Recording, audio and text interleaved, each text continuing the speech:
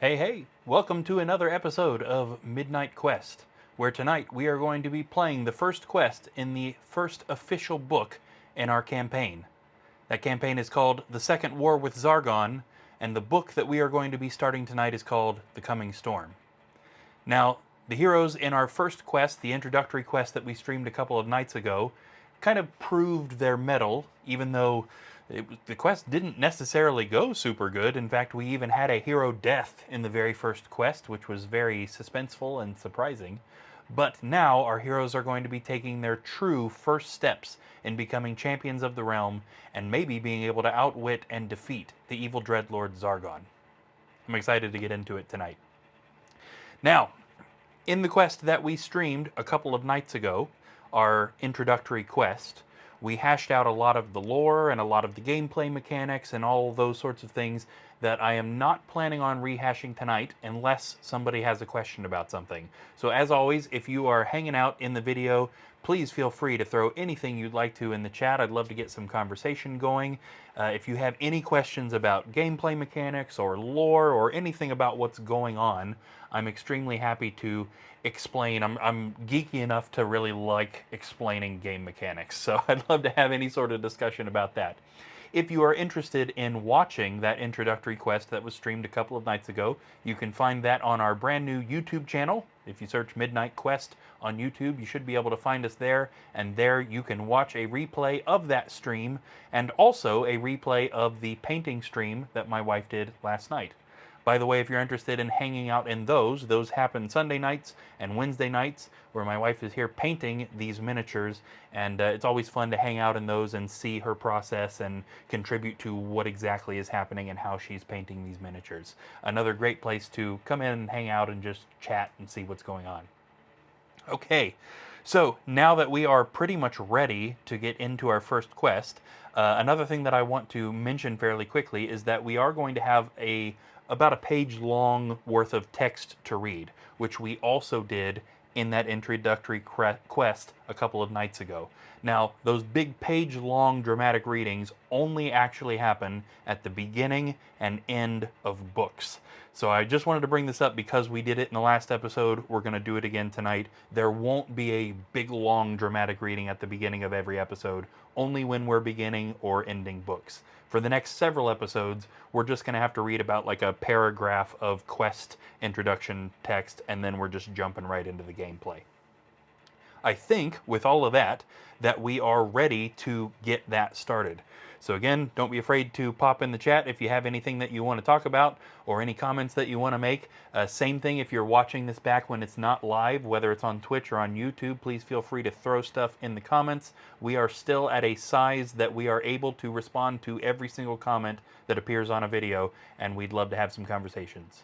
All right, let me get my music rolling and we'll read our introduction text.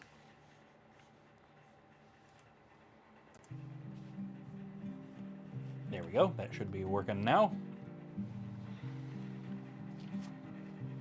All right. The introduction to book number 1, The Coming Storm. The fire burns warmly, but casts little light into Mentor's study. The flickering shadows only hint at the vast number of books and scrolls that fill the many shelves. Slowly, Mentor walks over to the fire. Well, my friends, your training is complete. You are not yet true heroes. You have yet to prove yourselves. But first, let me tell you more of Zargon. Many centuries ago, Zargon was my apprentice. He worked hard and learned quickly, but impatience devoured him. He wanted to learn more powerful magic. I told him of the dangers and that he should be patient, for in time he would become a great sorcerer. But Zargon could not wait. Each night he broke into my study and read my spellbooks. The secrets that were held within were great indeed. Once he learned these secrets, Zargon fled. When I caught up with him, I found him greatly changed. After a failed attempt at gaining the power of the chaos magic used by the ancient vanquished evil Morcar, he had used the secrets he learned from my spellbooks to create a new evil that he called Dread Magic. Fool! He saw magic only as a shortcut to power, and paid no heed to the terrible price he would have to pay. I tried to reason with him, but to no avail. He laughed in my face and unleashed a terrible spell which I was hard-pressed to counter. For many days we battled, but Zargon had allies even stronger than I, and I could not defeat him. I suffered magical wounds in battle that have, to this day, never healed. In the end, as we both weakened, he fled and sought refuge in the northern Dread Wastes. There he licked his wounds and honed his skills, conjuring ancient powers with which to overthrow the Empire. It was in the following conflict that Rogar aided the Empire and defeated them. Now we are sure that Zargon has returned to his fortress in the northern Dread Wastes, and his armies are on the march again. Already small groups have assailed the borderlands. I must watch Zargon and measure the strength of his magic. The powers Zargon called upon will destroy us all if I relax from this vigil. The Empire must again look for heroes, and to this end, I have begun preparing you. This time there can be no escape for Zargon. There can be no mistake. However, you are not yet ready to face him and his army head-on.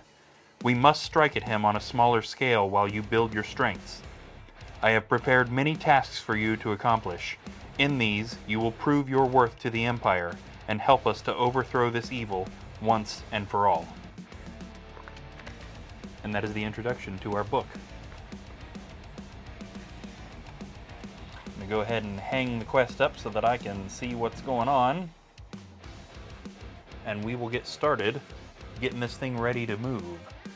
So let's check out our board. I have hit the wrong button. There we go.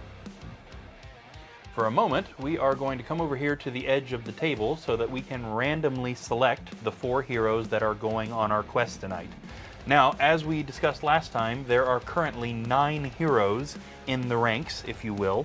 Now, one of them died in the quest that we did last time, but whenever a hero dies, we are going to replace that hero with a new hero that is the same class. So we've got a new wizard, a wizard named Treyas, who has joined the heroes, and he is now in, he has a possibility of going on tonight's quest. Hopefully he won't also die if he does go on the quest.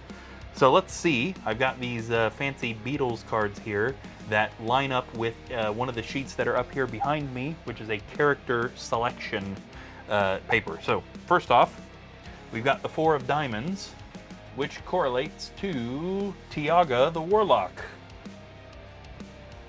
So this is Tiaga. I'm going to put my hand behind her so that hopefully the camera focuses. Yes. Now she is short in stature, but she is definitely very powerful. As we discussed in the last episode, she has a spell called Demon Form, which allows her to transform into a large kind of gargoyle-looking demon that boosts her attack and all sorts of different things that will help her. So she is our first. Our second hero, the Ace of Diamonds, is, yes, that's our new wizard. So here is our new wizard, Treyas.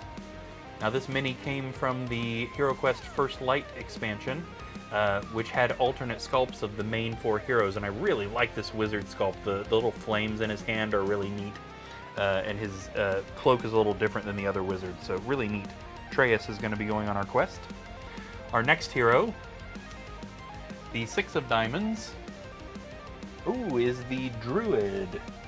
So we have here Moonstone the Druid, who also has a transforming spell which allows her to transform into a kind of bear-looking creature, boosts her attack and her defense, which is very neat. Let's scoot our cards over here.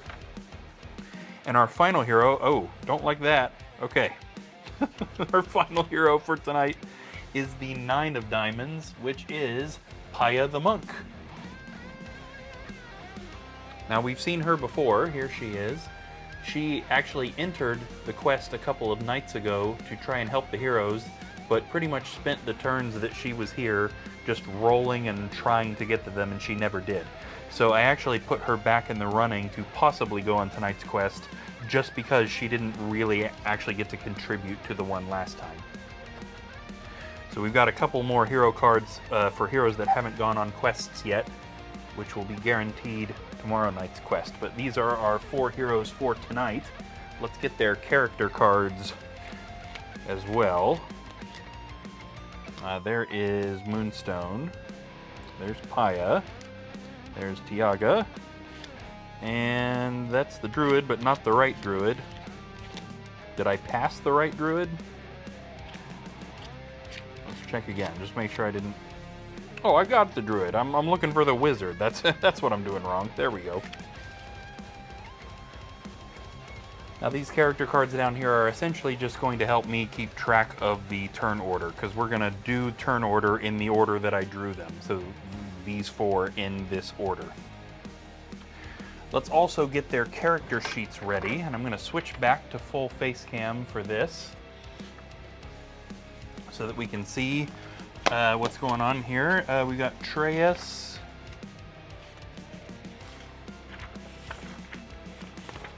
Here's Paya. There's Moonstone. And there's Tiaga.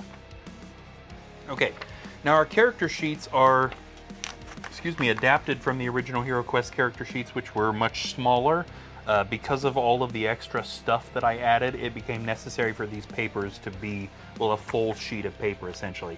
On this, we can keep track of the equipment they have, how many body points or health they have left, and also what their skill set levels are, which is a whole system that I added. Oh, and it also helps us keep track of the items they have, I should mention as well. Now, these skill sets are important because it will make them better at the quests. It also adds a level of customization to the heroes, because you can, if you were a player here, you could pick which ones you want. I'm going to randomize at the end of the quest which levels they take, but you could pick and kind of customize the hero in your own way. The more skill set levels we have going into a quest, the harder the monsters in the quest become. Now, we probably won't have to worry about that until at least the next book, I would guess, because it takes us a while to get out of normal stats for monsters. But right now, we need to get spells ready, we need to get items gathered, and luckily, because this is still the second ever quest, these heroes don't have any items.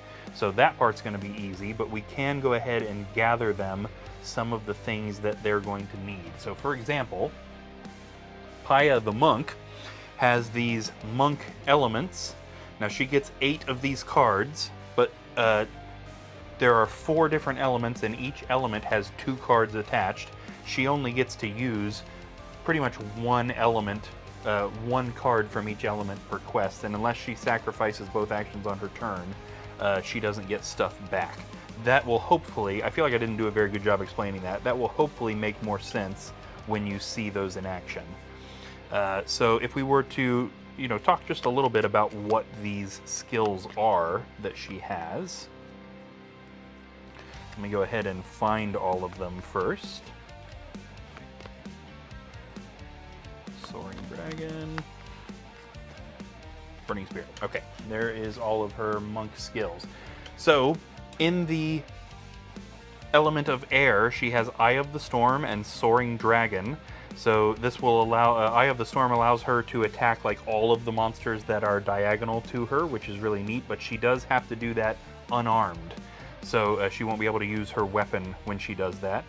She also has Soaring Dragon, which will allow her to jump over a trap without it counting as an action. Very handy.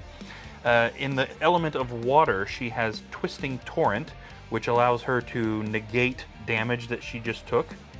And also Tidal Surge, which would allow her to move a little bit, do her other action, then finish her move. In the element of Earth, we have Speak with Stone, which would allow her to search a room for both secret doors and traps as a single action. And Strength of the Mountain, which allows her to roll 2 additional attack dice just for the next time she attacks. Very handy. And then finally, for the element of Fire, she has Burning Spirit, which allows her to expel a brilliant beam of energy, which attacks every monster that's directly straight out from her and pretty hard. And also Touch of Endless Inferno, which essentially is going to kill a monster on its next turn. So it causes some damage immediately and then more damage later. Also interestingly, she can only use the element of fire if she's used up the other elements. So again, I hope I'm explaining this in a way that makes sense. If she were to use one of the element of water things, it's going to knock out both of them for the quest. She can, if she runs out, or if, at any point if she wants to, spend a turn meditating, which takes up both of her actions and makes it so that she cannot defend on the following monster's turn, but it gives her back all of her monk skills. Tiaga also gets some spells. She's not going to get any random ones because we have these warlock spells. So she starts each quest with 3 spells, and at least for now, they are always going to be the same 3 spells. She gets Fear, which allows her to make a monster so scared that it cuts its movement, it cuts its attack. Neat, she also has Dark Wings, which allows her to not only negate damage she just took from a monster, but immediately move to any square that she can see on the board. And finally, she has her Demon Form spell, which allows her to transform. It gives her an extra attack dice, and also allows her to ignore pit traps. By the way, we'll also go ahead and grab her Demon Form miniature, so her whole miniature is going to change to this guy when she casts that spell. So we'll go ahead and put that miniature here within easy reach, because she's sure to cast that spell. Moonstone also has 3 spells to take into the quest, and like Tiaga, at least at first, they're going to be the same 3 spells, the druid spells. She gets Life Force, which essentially just heals her 4 body points. Pixie, which can either heal her 2 body points or reveal all traps and secret doors in any room or corridor in her line of sight. And also the Shapeshift spell, which transforms her into a bear-like creature, gives her an extra defense dice and an extra attack dice, close range only, but can be broken if she takes any damage. There's a couple of other things we should talk about those spells if they come into play. We'll also grab her Shapeshift miniature, which is this. Now, I will admit that this is not the miniature HeroQuest intends you to use for this. I don't think they've provided a miniature for the Shapeshift. This is meant to be something else, an animal ally, which is a system I'm just not using. So I figured this miniature might as well be her Shapeshift miniature. We'll put that within easy reach. Lastly, we need to get spells for Treyas. Now, Treyas uses the same spells that Honora was using in the quest that we did a couple of nights ago, the original HeroQuest spells, which we are going to randomly select for him. So let's actually go back to this view so that we can see what's going on. So I have here this pile of HeroQuest spells. Now, this is literally just the spells that came with the original HeroQuest. I think there's 12 different ones. I have 6 copies of each spell in this pile, which we are going to separate into 4 smaller piles. And then we are going to use our randomizer deck to select the 8 spells that Treyas gets. Now, this is also something that I changed. This is not how original HeroQuest operates, but I do like the changes that this introduces into the game. The heroes can get doubles of certain spells, they can get a bunch of really useful ones, or they could get a bunch of just kind of garbage ones, and then they got to figure out how to make it work, because as a wizard, spells are kind of their main thing that they're doing. So as soon as we get these all separated, we'll get the 8 spells that he gets picked for him. There we go. Let's go ahead and do that. So his first spell is pile number 1, card 2. 1, 2, which is Heal Body. That's good. A healing spell is also very handy. His next spell, pile number 1, card 4.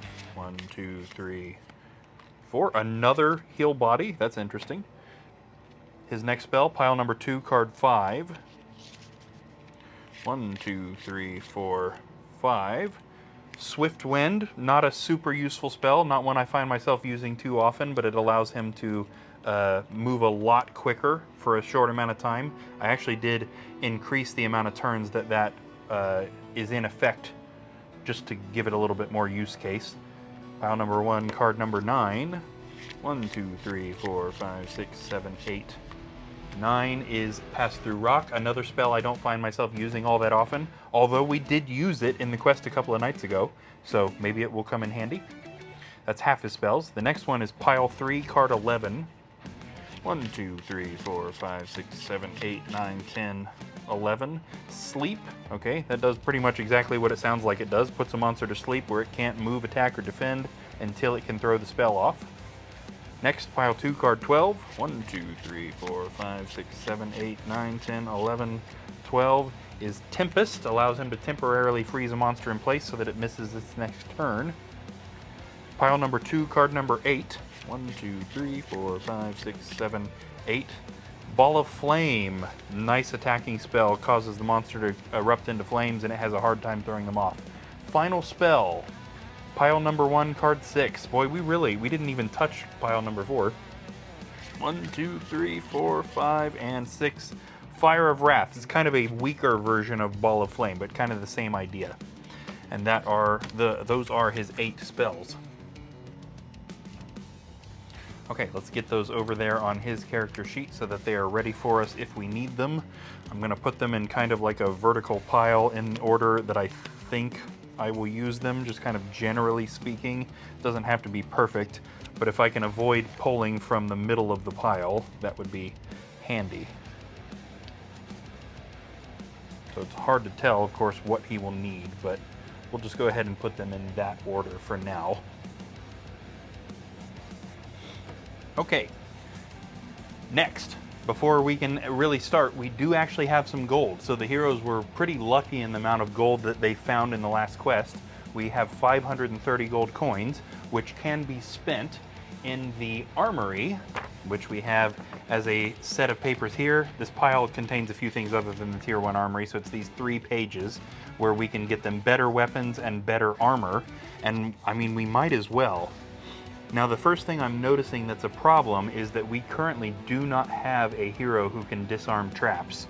So we're definitely going to have to spend 250 gold coins on a toolkit for at least one of these guys so that if they run into a trap, they don't just have to set it off. I don't necessarily think there's any of them that are more suited to disarming traps than anybody else. Probably Tiaga and Moonstone shouldn't, because they'll lose their demon form or shapeshift if they take damage. So either Traeus or Paya are probably the best options. Let's just draw a randomizer card for that. We're going to give it to Traeus. So we're going to write in toolkit in his inventory, which means he has a 50-50 chance to be able to disarm a trap successfully. That's also going to cost us 250 coins. Which we will subtract from that gold coin amount. How much do we have left after we take out that 20, well, I almost said 25, 250. Really, it comes down to 25, but this also requires me to do math on camera, which is no fun. I know this is painfully obvious to most of you right now, but for some reason my brain is not wanting to do it. 480, 280. It leaves us with 280 coins. Is that enough to do anything for anybody?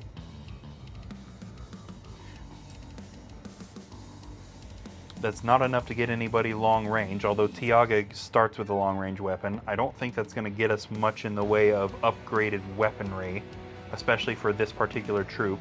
We could get somebody a helmet, though. Actually, we've got enough to buy 2 helmets. I think that would be a smart investment. That's going to increase people's defense. Now, who gets the helmet? Maybe again we ought to be looking at Tiaga and Moonstone, being that they are more powerful if they manage to not lose body points. So let's do that. Helmets, I believe, are 130 coins apiece. Let me determine that that is correct before we start writing stuff in. Yes, so 260 coins, which is going to just take us all the way down to only 20 coins left, but a very worthwhile investment. So we can, on Tiaga's paper, write in helmet on the head armor, which is going to increase her defense dice for this quest to 3. And we're going to also do that for Moonstone. We're going to give her a helmet, which increases her defense dice to 3. Important to note that I also allow first-time heroes, so any hero this is their first quest, essentially gets to borrow what's called rusty armor, which gives them 1 extra defense dice. But after they go on their first quest, they have to get rid of it, and then they just got to buy themselves stuff to keep up on armor. So that's why they're getting 3. After this quest, that's going to go back down to 2 unless they buy themselves better stuff. With that, I think we're actually ready to start now. Okay, let's read the quest text, and then we will get started on the actual quest. This is Quest 1, Felmarg's Tomb. For fans of Hero Quest, by the way, this is the original quest called The Trial. I decided to move that name to a different quest. This one is now named called... Wow, my brain just broke, I think. This one is now called Felmarg's Tomb. You have learned well, my friends. Now has come the time for your first task. You must enter the catacombs which contain Felmarg's Tomb. Seek out and destroy Verag, a foul gargoyle who hides in the catacombs. This quest is not easy, and you must work together to survive. Tread carefully, my friends. And with that, we're ready to go. The heroes are going to start this quest on a staircase. So let's switch over to our board camera and over to this room. You know what? Let's use the other camera for that, because this camera does not appreciate being taken over there. Here we go. We're starting in this corner blue room right here. Our stairs are coming up in the corner. As always, our stair tile is hilariously undersized. Also available in this room is a door that I'm just apparently going to throw. I think Savannah threw something last night when she was painting too. Did she throw a paint when she was shaking the paint up and managed to throw it behind her? That was pretty funny. So I guess we're just throwing stuff on this channel. Okay, so we've got our room, we've got our door, and our heroes are now coming up the staircase and into the quest. I also moved our character cards out of the way, so let me replace those. Tiaga, Atreus, Moonstone, and Paya, in that order. Alright, we can start this quest off by doing some potential searching. All heroes in this realm are born with an innate ability called Warrior Sense, which allows them to focus their energy and detect things like traps and secret doors without having to literally search the room, or at least that's how we're justifying that gameplay mechanic. So Paya has two actions on her first... Sorry, not Paya. Tiaga, the warlock, has two actions available to her on her first turn. She can spend those two actions doing the following things. Search the room for traps, search the room for secret doors, search the room for treasure, move, or cast demon form. So here on our randomizer deck, face cards are going to be redraw, everything else is doubled. We drew a 6, so search for traps is 1 and 2, search for secret doors 3 and 4, search for treasure is 5 and 6. So she's starting the quest off with a treasure search. Let's see what she finds. Drawing from our treasure deck here. Ooh, she found a potion called a Heroic Brew, and she's going to take home all the winnings. So this will allow her to make 2 attacks as a single action on the turn if she drinks this. We're going to go ahead and write this in on her character sheet. Heroic Brew. Okay, with her other action, she has 4 options, right? Search for traps, search for secret doors, move, cast demon form. And she is actually going for the 4th option. She is going to cast her demon form spell. So we'll just go ahead and read the cards so you guys know exactly what's going on with this. The warlock ignores pit traps and may roll 1 extra attack dice for close and long range attacks. The spell is broken when the warlock suffers 1 body damage. Regain this spell when you reduce a monster's body points to 0. So interesting, it's kind of implying that if she is able to kind of consume a soul or something like that, she regains the ability to turn into this demon monster. We're going to go ahead and replace her mini with the demon form, which is not going to fit very well in close quarters with all these other guys. Real big demon right there. Until she takes damage, she's going to be in that form. Okay, Atreus. Search for traps, search for secret doors, leave the room. Yep, that is it for him. He's going for the low, so he is searching this room for traps. That is a good sign. There are no traps, but the fact that he thought to search before moving means he's already smarter than poor Honora, who died in the last quest. With his other action, secret doors or move. He's going secret doors. We're getting all the searching done. No secret doors in this room either. Moving on then to Moonstone, all the searching is done, so her options are cast Shapeshift or move. And she's casting Shapeshift. They desperately do not want to move off of these stairs. They might be a little scared. Either that or they're setting themselves up to succeed. We'll go with that one. She casts her... Oh, I should read this one like we did the demon form. Her Shapeshift spell. Shapeshift grants you 1 extra defense dice and 1 extra attack dice, close range only. The spell is broken as soon as you suffer 1 body point of damage. Regain the spell when your body points return to their maximum number. So although it's easy for her to lose this, she can also get it back if she's able to heal herself, which I think is why her other 2 spells are healing spells. Stairway's getting awfully crowded, guys. Okay, and for her second action, she has no choice but to move. There's nothing left to do. She is moving a 5. Excuse me, by the way, you can direct your attention to the bottom left corner of the screen where you will find a dice cam so that you can see what all of the dice rolls are. Heroes are allowed to exit the staircase on any of the squares directly adjacent to the staircase. So 1, 2, 3, and she can go ahead and open this door. And now she can see out into this hallway, the bottom hallway that we're seeing here. So let me show you what she can see. Right at the moment, there is a wall blocking their path further down this direction. That wall is clear over here. I still didn't manage to get that on camera. Right here. Right here where my finger is. It's a wall right here. Kind of hard to see. Anyway, they can't go any further that direction. Back closer to where they are, she can also see an additional door that is right here, going into this red and maroon room. Anything else we can see? No. Okay, now she doesn't have another action, but she still would be well advised to not walk into that hallway before she is searched for traps. So is she going to stop here? Yes, she is. Good. These heroes, this group of heroes is already much smarter than the 4 that went on the last quest. Paya, the only thing you can do is move. She's going to move 8. 1, 2, 3, 4. Now, is she going to stop here and search for traps, especially since Moonstone stopped? Yes, she is. She's going to stop her movement and search this hallway for traps. Now, we can allow them a pretty big area for this. So from this corner all the way over to the wall that I can't quite get onto camera, which is right here, where my finger is, if you can see that, at the end of this, there are no traps in that area. Keep in mind, too, that if you are watching this and you're a fan of Hero Quest, obviously you're going to be pretty familiar with this quest. Most people who've played Hero Quest have done this quest several times. I have pretty largely edited lots of elements of this. So I think Hero Quest fans may know that there are originally no traps in this quest, but I might have added some. So it's good for them to be checking and making sure.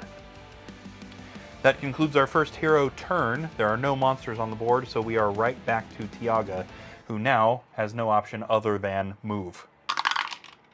Okay, Tiaga got an 11, which is a pretty big number. 1, 2, 3, 4. Now, which direction is she going to go? We'll say hearts is, red is left. She did get left. 5, 6. Now that she is standing in the corner, she can theoretically see down this hallway, which is actually a really long hallway. There is a wall all the way at the end of the hallway, way back here. There's a wall here, blocking them from going any further that way. There is also a door that she can see. Back over here closer to her. There's a door leading into this kind of dirty yellow room. So, again, we can ask, is she going to stop and search for traps? Now, we can all go ahead and move her 7, because this square was already part of Paya's trap search. So we know that one's not trapped, but what about the rest of the hallway? Is she bounding in there with no idea about safety, or is she going to stop? Nope, she's going. So that was 7, 8, 9, 10. Oh, it's terrible that she got 11, because there is indeed a trap right here. This type of trap is called a spear trap, which is a tile that looks like this. This is a custom-made tile, by the way. She stepped on this, which means a spear shoots out from the wall or floor and tries to hit her. She does have a chance to try and jump out of the way. We'll roll a dice over here and see if she does. She does indeed manage to jump out of the way of the spear. The question now is, does she jump back or jump forward? She jumps forward, which is even more unfortunate because there's another spear trap right there. Now, when a spear trap fires, it's done for the quest. They don't have to come back and disarm this or anything. Once it fires, it's gone. So both of these spear traps are going to be gone after this. But does she manage to jump out of the way of the second one? She does. She got really lucky there. Forward or back? She's going back this time. Okay. Maybe she learned her lesson about not searching for traps, huh? Now all she's done is move. She is now in this hallway, which means she could search it for traps or secret doors. Let's see which one she's going to do. She's doing secret doors. Not sure that's the smart way to go, considering she just narrowly avoided 2 traps that she could have searched for and found. No secret doors in the hallway. Next is Treus, who also needs to move. 6. 1, 2, 3, 4. Now is he going to go with Paya or go the other way? He's going the other way. What did I say there? 4? 1, 2, 3, 4. So 5, 6. And now that he is not super well on camera. Oh, he's not on camera at all. There he is. The springs on my camera stand are not enjoying this today. He can actually use his other action to search for secret doors in this hallway. And again, there are none. Hey, if there's anybody watching, throw something in the chat so that I know you're there. I'd love to get some conversation started. And again, if you have any questions about what in the world is going on here, feel free to ask those. Moving on to Moonstone the Druid, who also needs to move. We're going to split the heroes into a couple of groups here, and we're going to establish here what those groups are. She moves 1, so is she going to go with Tiaga, or, well, again, we're not on camera. Here we go. Is she going to go with Tiaga, or is she going to go with Treus? She's going with Treus. So 1, 2, 3, 4, 5. And we're going to go ahead and allow her to open this door. Now let's see if we can get our other camera over here. So we'll let this camera follow Paya and Tiaga. And our other camera then, if we can reach it over here, yeah, can follow Moonstone and Treus. I'm doing a better job so far today of remembering the names of the heroes. Moonstone is going to open the door into this red room. She finds another door here. Bit of furniture in here too. There is a bookshelf. This is just a regular old Hero Quest bookshelf, not painted yet. Up here in the top. There is also an alchemy bench in here, so we're going to put a carpet down to make sure that all of the spaces that she can't walk in are covered. Lost my alchemy benches here too. Here we go. There's an alchemy bench.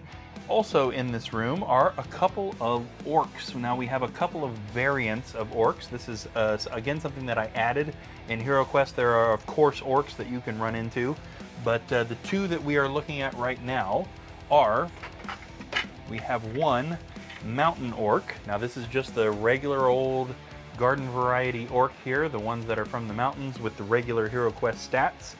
There's one guarding the door. The other orc we have here is a swamp orc. Now these orcs were of course raised in the swamps, densely forested, mostly dark. Now this guy is also not painted yet. This is something that Savannah is going to be working on during painting streams. Right now we are just using the Milton Bradley sculpt of the orc to denote that this is a different one. These guys are mostly blind. They have slightly lessened defense, but a higher attack. So definitely don't want to get hit by those guys. Moonstone. I just said we don't want to get hit by that guy. What are we going to do? Are we bounding into the room to attack those guys, but maybe stepping on a trap? Or are we going to stop here and search for traps and potentially get hit by a monster on the monster's turn? She is going to bound in there. How many moves did she have left? 1, 2, 3, 4, 5, 6, 7, 8. None. Okay, well, I guess I shouldn't have drawn that card then if I had remembered she'd already completed her movement. She does not have any long range at the moment. She can't attack either of those guys. She might as well search this room for traps. And it just so happens that there are no traps in this room. Unfortunately, it also means she's going to get hit by one of those monsters. Okay, Paya, then, on our other camera. Here we go. Paya the Monk is right here, and she is going to be going off this direction with Tiaga. Excuse me. Let's get her moving. 1, 2. Was this a search for traps? No, it wasn't. 3. Is she going to stop and search for traps? Yes. Good. Smart heroes. There are no further traps in that entire hallway. So the 2 spear traps that were here, Tiaga found with her feet. Real dumb-like. But now they know that there's no more.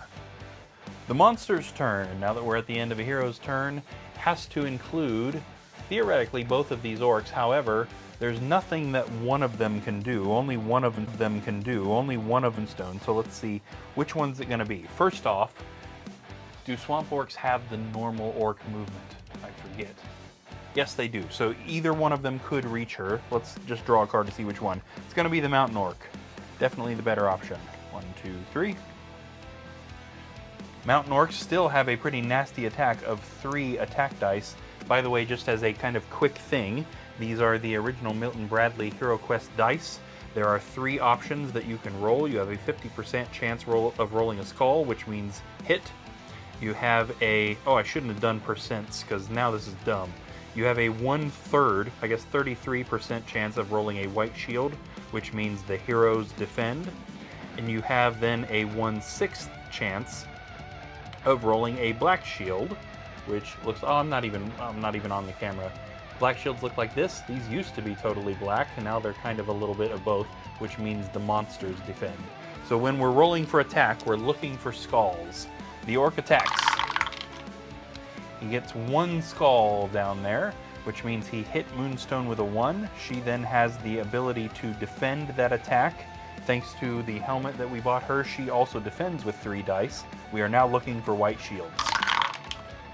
She doesn't get any. She got 3 skulls, so she actually got hit with that attack, which is rather unfortunate. That means that she loses her shapeshift. That is not how you want to operate that. So she's back down. You know what? Let's pause on that for just a minute, because I just remembered she actually should get a 4th defense die while she's in her shapeshifted form. Let's roll her 1 more dice, and if it's a white shield, she's actually good to go. Look at that. 1 white shield right there. And 1 very dumb dungeon master who almost forgot to give her that benefit. So she did manage to defend that attack. Let me grab a drink here before we move into the next turn.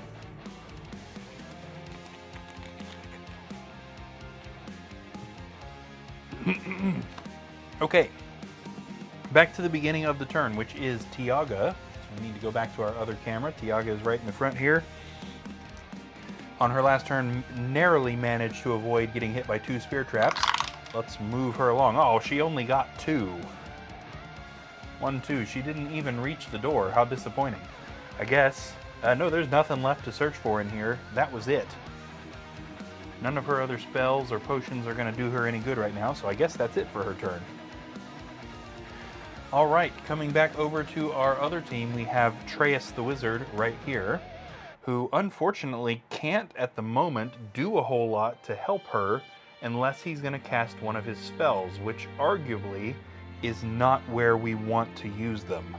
So that's a bit unfortunate that he can't really do much right at the moment other than move up. And we don't need to roll for that. You're guaranteed at least 2 squares of movement if we're rolling both dice. If he had some long range, he would be able to attack that orc with that, but we didn't have enough money to buy anybody any sort of long range stuff. So I think Tiaga is the only one who can shoot on this team at the moment. Everything in this hallway has already been searched for. It would probably be silly to send him off on his own, so let's end his turn right there. We are just going to stay in this camera angle so that we can go ahead and do Moonstone, who is now close range on this orc. Excuse me. Now she gets 1 extra attack dice while she's close range as well. She has a wooden staff, but right at the moment, she's using her claws. So, Moonstone claws at the mountain orc. And misses. Typical. Yeah, sounds about right. She can, however, use her other action to search this room for secret doors, the room that she's looking into, and find none. Back over here to our other team, we have Paya the monk, who will hopefully get a more decent dice roll. 1, 2, 3, 4, 5, 6, 7, just barely reaching the door. So she's going to go ahead and open this door, and let's see what is inside this room. No further doors. We do, however, have a torture rack, so let's go ahead and put down a dirt floor there. Good old torture racks look just like this right here. It looks like something you don't want to find yourself on. Hanging out in this room with the torture rack is another mountain orc.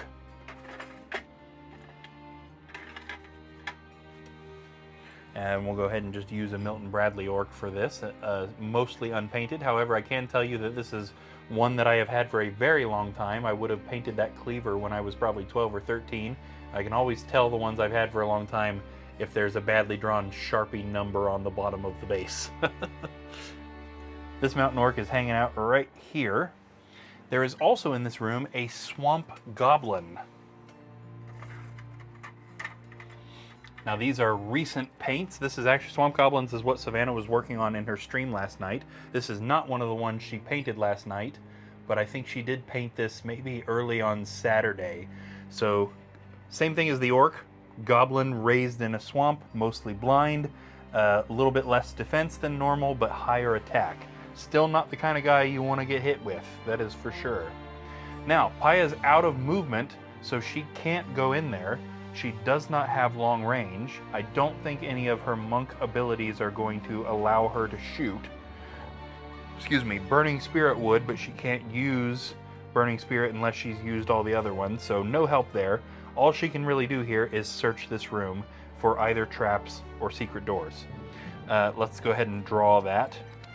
She's going to do secret doors, and there are none. Not a lot of secret doors in these early quests. Monster's turn. Since we're already here, let's stay here. We've got our Swamp Goblin and our Mountain Orc here, both as options to attack Paya. Let's see which one it's going to be. It's going to be the Orc. 1, 2.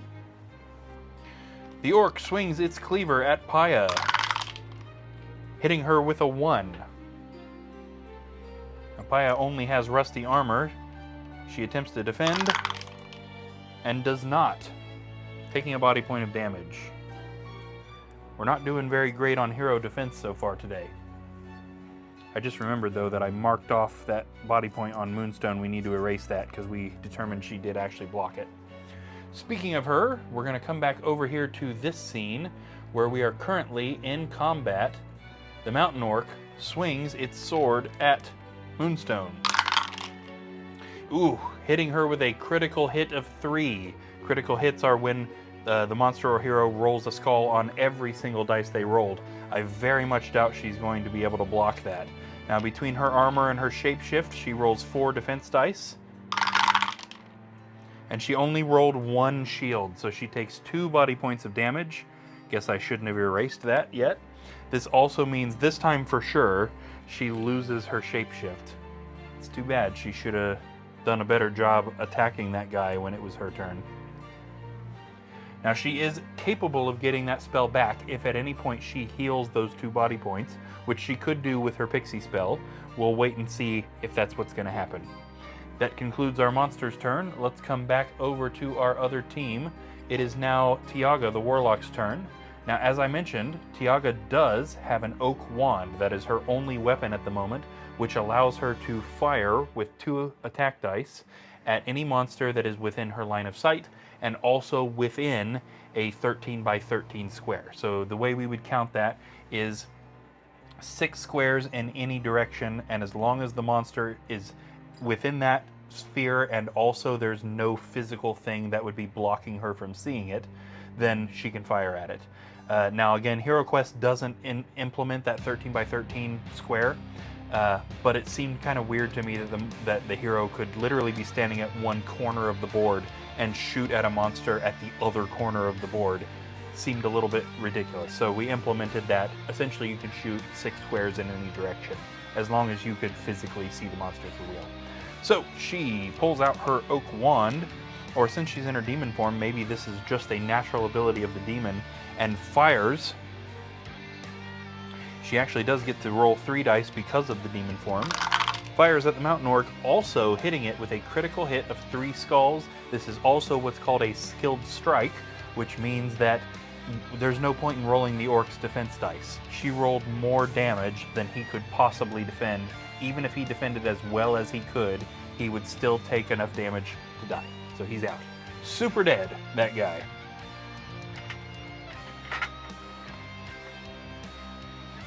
Good turn. Let's see, what else can she do? Should she move in there? Has that room been searched for anything specific? I don't know that it would be well to her benefit to do that. It's too bad she can't search for traps from her current position. But we don't want to move her away either, probably. Let's see what she's going to do. Is she going to go in the room, stay where she is, or leave Paya to deal with the goblin on her own? 5 is middle, which was stay where she is. Okay, so she's just going to stay there. Coming back over here to this team, we now have Treyas the Wizard, who still can't really do anything at the moment, which is disappointing. It's too bad she didn't get rid of that orc so he could go in there and give some help. I'm not really wanting to totally skip his turn. Let's move him on down the hallway. Treyas moves 1, 2, 3, 4, 5. He can now see down this double wide hallway. We already know about the wall, which is still just slightly off camera. This wall right here, which the other camera was struggling to show.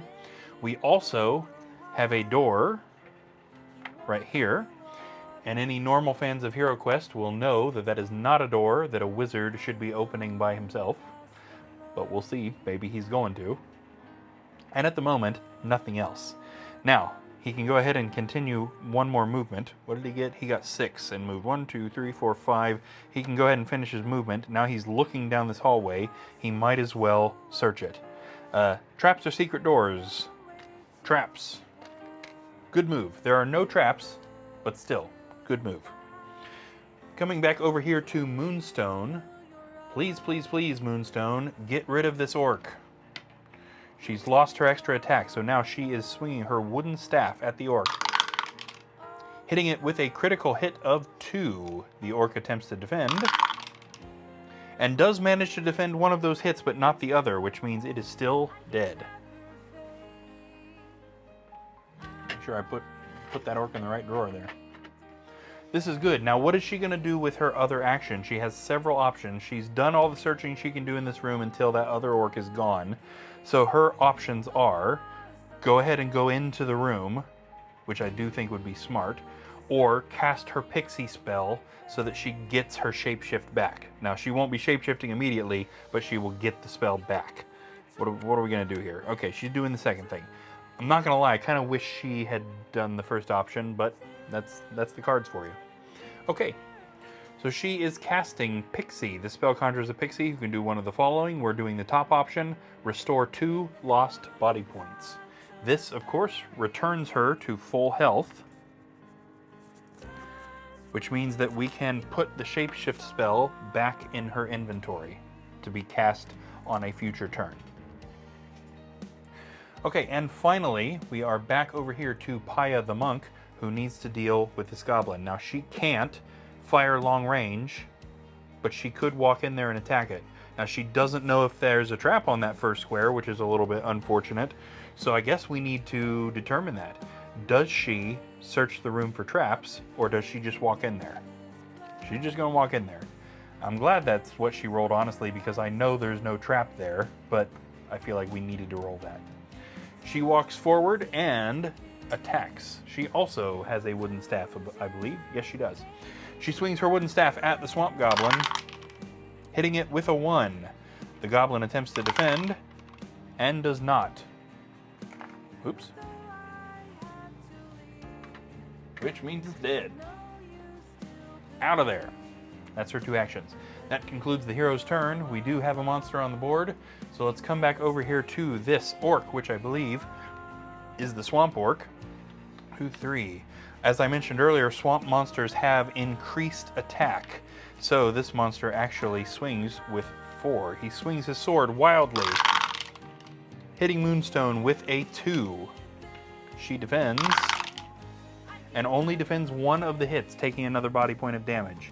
This puts her down to 9. Now that's okay, she didn't lose the shapeshift because she hadn't casted it. So, not a big deal. She did pretty good with that, I think. Alright, back to Tiaga. Tiaga the Warlock. Now there's nothing left really to do in this room. We know there's no secret doors, so there's no reason to search it for traps. The only relevant square we know is not trapped because Paya stepped on it. Paya can search for treasure before she leaves. Tiaga can just go ahead and go. So the... 2. 1, 2. Oh man, that's the second time this quest that she's just not done anything. So, what do we have?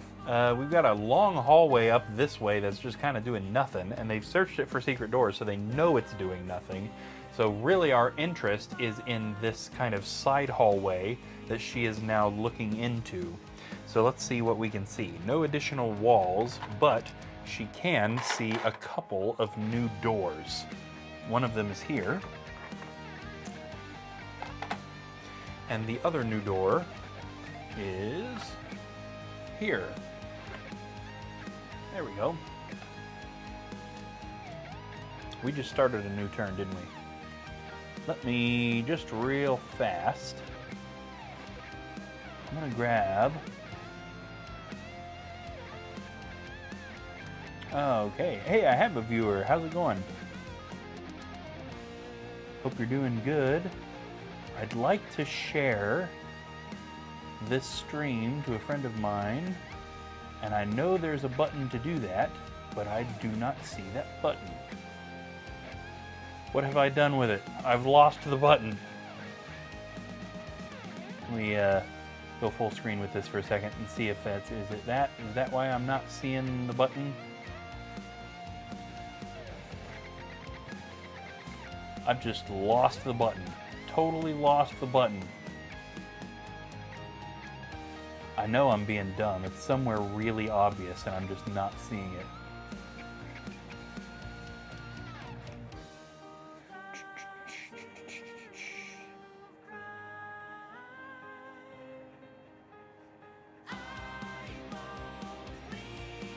Okay, well, I guess I will not do what I was intending to do. I figured it was going to be a nice, quick thing, but instead I have decided to be a moron about it.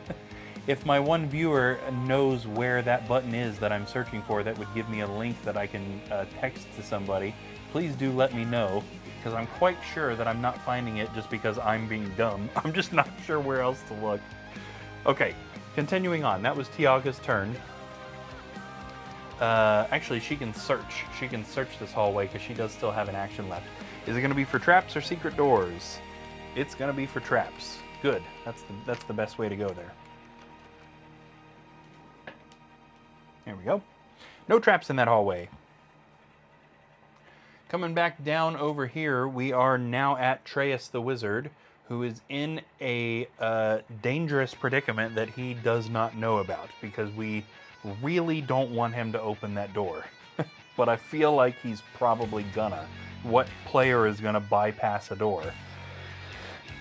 He should be back here with Moonstone, but there's nothing he can do to help at the moment since he can't shoot. So my knowledge of the map needs desperately to not interrupt the map, how the quest is being played. So if a player would open that door, that's what we need to go do. I don't want him to do that, but what I want should not be affecting the quest. So Treyas, he did search this for traps, so he can move. 1, 2, 3, 4. He does have enough to get to the door. Now again, I'm gonna open it because I feel like a player would not bypass a door. This does not seem like a dire situation over here, which might prevent a player from opening a new door if they think there's a situation somebody else can't handle. But he is about to open up a situation that he probably can't handle. In this room is a cupboard.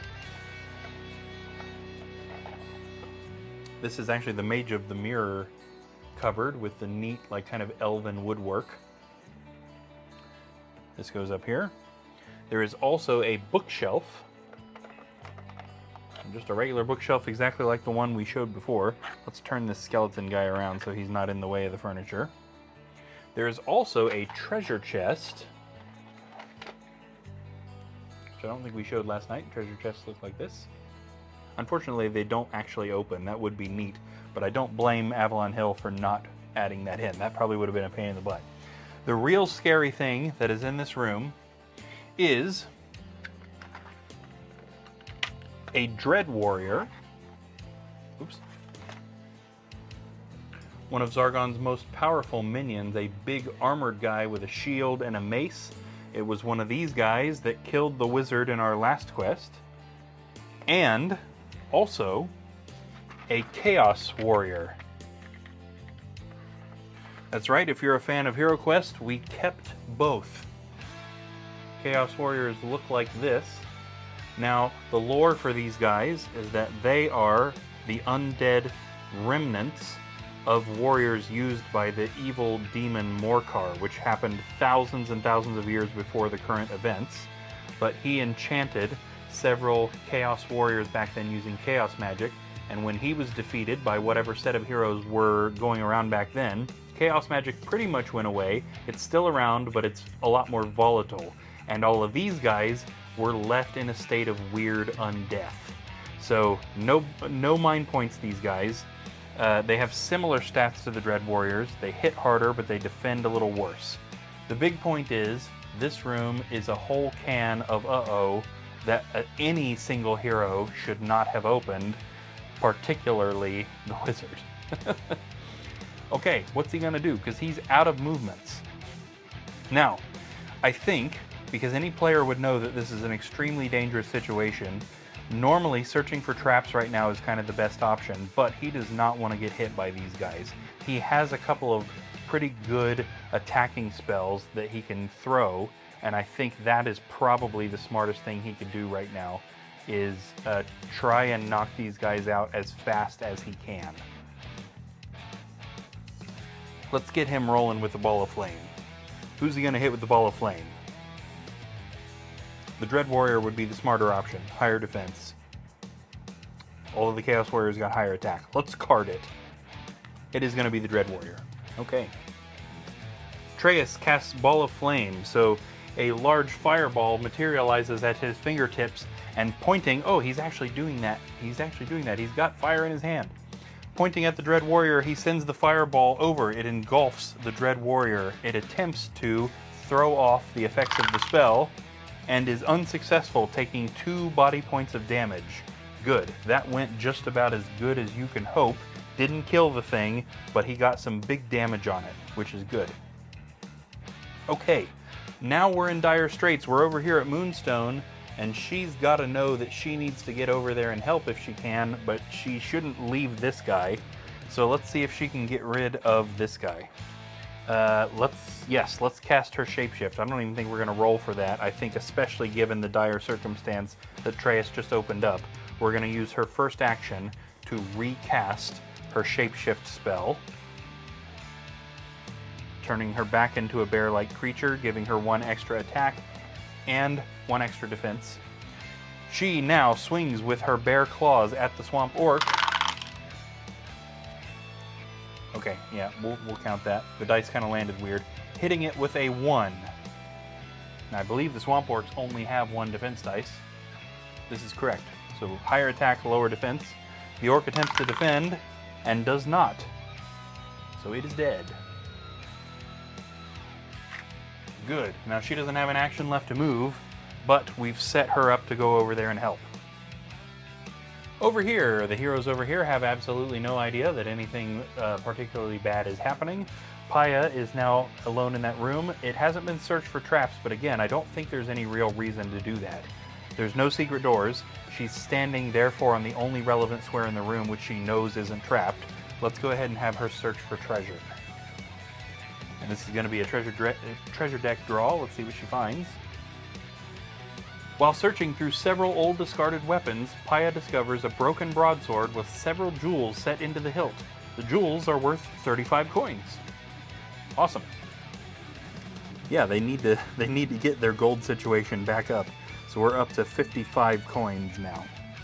I should also mention a game mechanic that I changed that I didn't mention in the stream a couple nights ago is that the heroes have a community wallet, which I am keeping track of on this classic Hero Quest character sheet. Now this is basically so that the heroes don't have to like share gold in order to buy stuff and power themselves up. They just all have access to the same pot of gold, and if one of them dies and the equipment isn't picked up, we divide that number by however many total heroes we have and get rid of one share. So we maintain the fairness element of it while just keeping one big community wallet. So all of it just goes right into there, rather than individual heroes carrying around different amounts of gold. Okay, we can now move Paya, and she is going to move 4.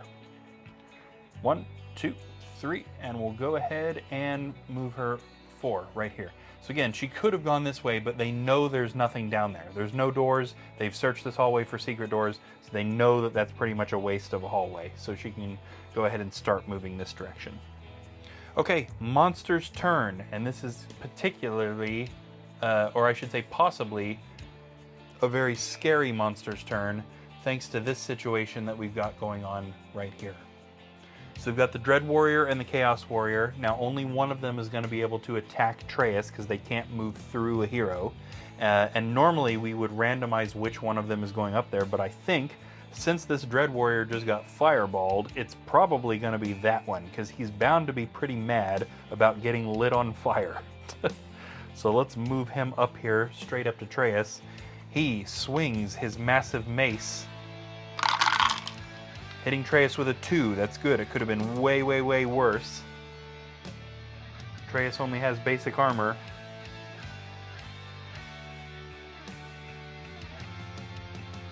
Oh man, yeah, we didn't even give him rusty armor.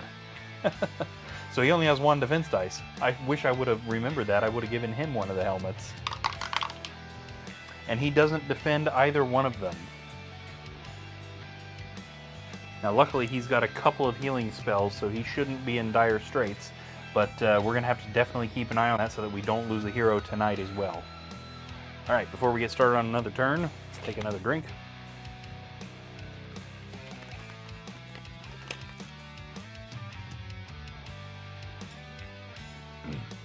Back over here we have Tiaga.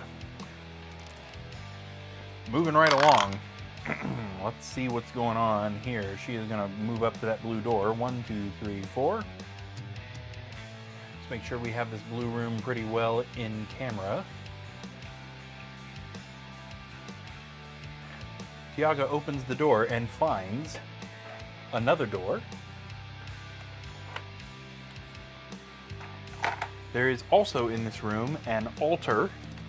So we'll go ahead and put down a carpet. Ooh, neat. This is the alternate altar as well that came with both Mage of the Mirror and Rise of the Red Moon. Got a neat little crystal ball and a skull here along with the book. Also in this room, there is a mountain goblin. So again, just kind of the run-of-the-mill goblin. This one is actually painted. Very nice, very nice.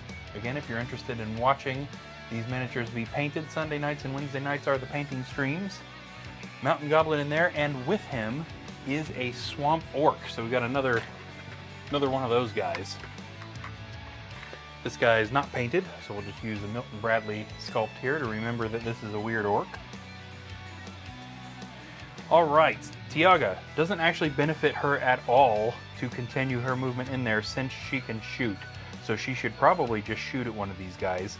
Do we have her stop and search for traps? Yeah, we should card it. Is she gonna search for traps or shoot? She's doing traps. Okay, respectable. There's no traps in there. I kind of wish she would have shot, but either way, I'm glad they're actually searching for traps this time, unlike last time. Back over here, we have the bad situation. So now Atreus has plenty of other tricks up his sleeve, and I don't think he's at a low enough body point to need to heal. So let's first have him try and attack physically, because he might actually kill that Dread Warrior with his attack dice, and then we can do a spell probably on that Chaos Warrior, or if he doesn't manage to kill the Dread Warrior, he could still cast a spell on it. Atreus swings his wooden staff at the Dread Warrior, hitting it with a 1. As long as it doesn't defend, it is dead. Boop. A weird dice there. It did defend. Now I'm sure that's kind of hard to see on the dice cam because this black shield is not very black, but that right there is a black shield, which means the Dread Warrior defended the attack. Alright, Atreus, we've got a couple of options here. We could Fire of Wrath this guy, which might kill him. We could Tempest him to make him miss his turn, or we could put him to sleep. Any of those 3 options I feel like would be a pretty decent option. So let's card this. Fire of Wrath is going to be low, Tempest is going to be medium, and Sleep is going to be high. Queen is high, so he is going to cast Sleep on the Dread Warrior. Might as well get that one out of the way. He can't cast that one on the Chaos Warrior because it doesn't have mind points. This is a spell we haven't seen yet. This spell may be cast on any one monster in your line of sight, so long as it has at least 1 mind point. This spell puts the monster into a deep sleep so it cannot move, attack, or defend. The spell can be broken at once or on a future turn by the monster rolling 1 movement dice for each of its mind points. If a 6 is rolled, the spell is broken. So it does mention that the Dread Warrior can try to throw this off immediately. How many mind points do these guys have? Dread Warriors. Apparently if I say it out loud, I'll be able to find it quicker, even though that didn't work. 3 mind points. Let's go ahead and grab 3 of our alternate dice here. Now, if he rolls a 6 on any of these 3 dice, then the spell basically just didn't work. Let's see what happens. Okay, no 6s. So that Dread Warrior is asleep. Can't move, attack, or defend, and also, rather handily, is in the way of the Chaos Warrior moving to attack Atreus. So that was definitely a good move. This spell is going to be semi-permanent until that Dread Warrior either dies or is able to throw that spell off. Okay, back over here to Moonstone. Now I would say that right at the moment, the situation Atreus has found himself in is a lot less dire. So I think she's cleared to move into this red room and search it for treasure. So let's get her moving. 1, 2, 3. We'll just go ahead and stop her short of the door and have her search for treasure from that particular position.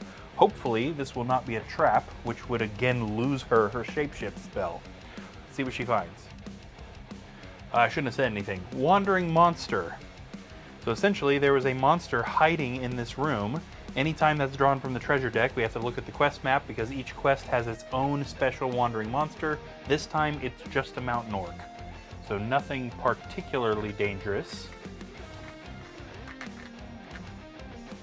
And this is just like the orc that was in here already, so I don't know, maybe it was hiding in the bookshelf or behind the bookshelf or something. It pops out, and because of its status as wandering monster, it does get to attack her immediately. The mountain orc takes a swing at a very surprised Moonstone, hitting her with 2. In her shapeshifted state, she has much stronger defense. She does manage to defend the attack. Excellent. Best case scenario there, all things considered. Back up here, we are now at Paya, the monk. Paya can run in there. This is actually the best possible situation here. Let's see, she's got enough movement there. Oh, hey! How's it going on? We got a chat in here. Best viewers with a link. So I'm wondering what exactly that is. Could you elaborate on what the link is there? Is that a weird thing that nobody should click? Or is that something cool? Please let us know. All right, Paya is going to be going for that swamp orc that's a little further into the room. 1, 2, 3, 4, 5, 6. We're not quite facing. There we go. I gotta turn her to make sure she's actually facing. Paya then swings her wooden staff at the swamp orc, hitting it with a critical hit of 2. Now, because it's a swamp orc, it has lessened defense. That makes this not only a critical hit, but a skilled strike. That guy is super dead. Out he goes. Excellent. This turn has gone particularly well, I would say, considering the bad things that could possibly be happening here. Okay, monster's turn. Now we're already pointing at a particularly bad, not a particularly bad situation, a potentially bad situation that goblin needs to either attack Paya or Tiaga. Now I think it makes more sense for it to stay where it is, but because it hasn't engaged in combat yet, let's go ahead and roll this. Since it makes more sense to go ahead and attack Paya since it's standing next to her, let's double weight that. So lower medium is going to be Paya, and it is indeed low. Good. The mountain goblin swings its sword at Paya, hitting her with a 1. Paya attempts to defend and does indeed defend successfully. The dice have turned back in the favor of our heroes, I guess. All right. Oh, yes. Now, quick note over here. The mountain orc that was a wandering monster does not get to attack on this turn. This is another thing I changed from Hero Quest. It already attacked on this turn cycle. It attacked out of order, but it did attack on this turn. So it's not going to attack until the next monster's turn if it survives that long. So we are actually coming back over here to the Dread Warrior. Now, unfortunately, it does get another shot at throwing this spell off. So let's go ahead and roll our dice here for its mind points. And it again is unsuccessful in throwing the spell off, so it is still asleep. The Chaos Warrior still can't move there, so we are now back to the heroes. Up here, Tiaga can fire into this room at that goblin, and she has increased attack because of the demon form. So she shoots a beam of demonic energy at the goblin, hitting it with a critical hit of 3, which is also a skilled strike for a mountain goblin. That guy is very dead. Right out he goes. With her other action, Tiaga, are we searching for secret doors, or are we moving into the room? Searching for secret doors. There are none, but that was the smarter option, I would say. All right, back over here, we now have Atreus, who has some more tricks up his sleeve, hopefully to deal with these monsters, and maybe is just going to straight up prove me wrong about whether or not he should have opened that door. First off, he swings his wooden staff at the sleeping Dread Warrior. Missing. Oh man, come on, man. If you had even got one skull, you would have killed it immediately. It can't defend while it's asleep. Oh, that's very frustrating. Okay, he doesn't have anything that can reset that attack either, so he's just simply done with it. Okay, well, with his other action, he could cast a spell. He can't cast a spell at the Chaos Warrior because the Dread Warrior is standing in the way. It wouldn't make any sense to cast an additional spell on the Dread Warrior. He's not down low enough to heal himself, so I think he ought to search this room for either traps or secret doors. What's it going to be? Traps. Smarter option for sure. There are no traps in that room. Okay, we don't need to switch cameras for this. Moonstone is dealing with a wandering mountain orc. So let's turn her to face him. She takes a swipe at the mountain orc with her very sharp claws. Not sharp enough though, because she, just like Atreus, completely misses. This is what I get for saying that the dice turned in favor of the heroes. I've jinxed it. So she totally misses this guy and basically has nothing else she can do. There's nothing else to search for in this room. Moving isn't going to make any difference because the orc will almost definitely be able to catch up with her. I guess we'll go ahead and roll her movement dice just to see if by chance she could outroll it. 4, nope, it would absolutely catch her. There's no point in running. So I guess that's her turn done. All right, back up here we have Paya in the blue room who can either search this room for treasure or leave the room. Either one. She's gonna leave. Paya, 1, 2, 3, opens this door. Let's get the camera pointing up at that brown room. There we go. In this room is another door. Just like that.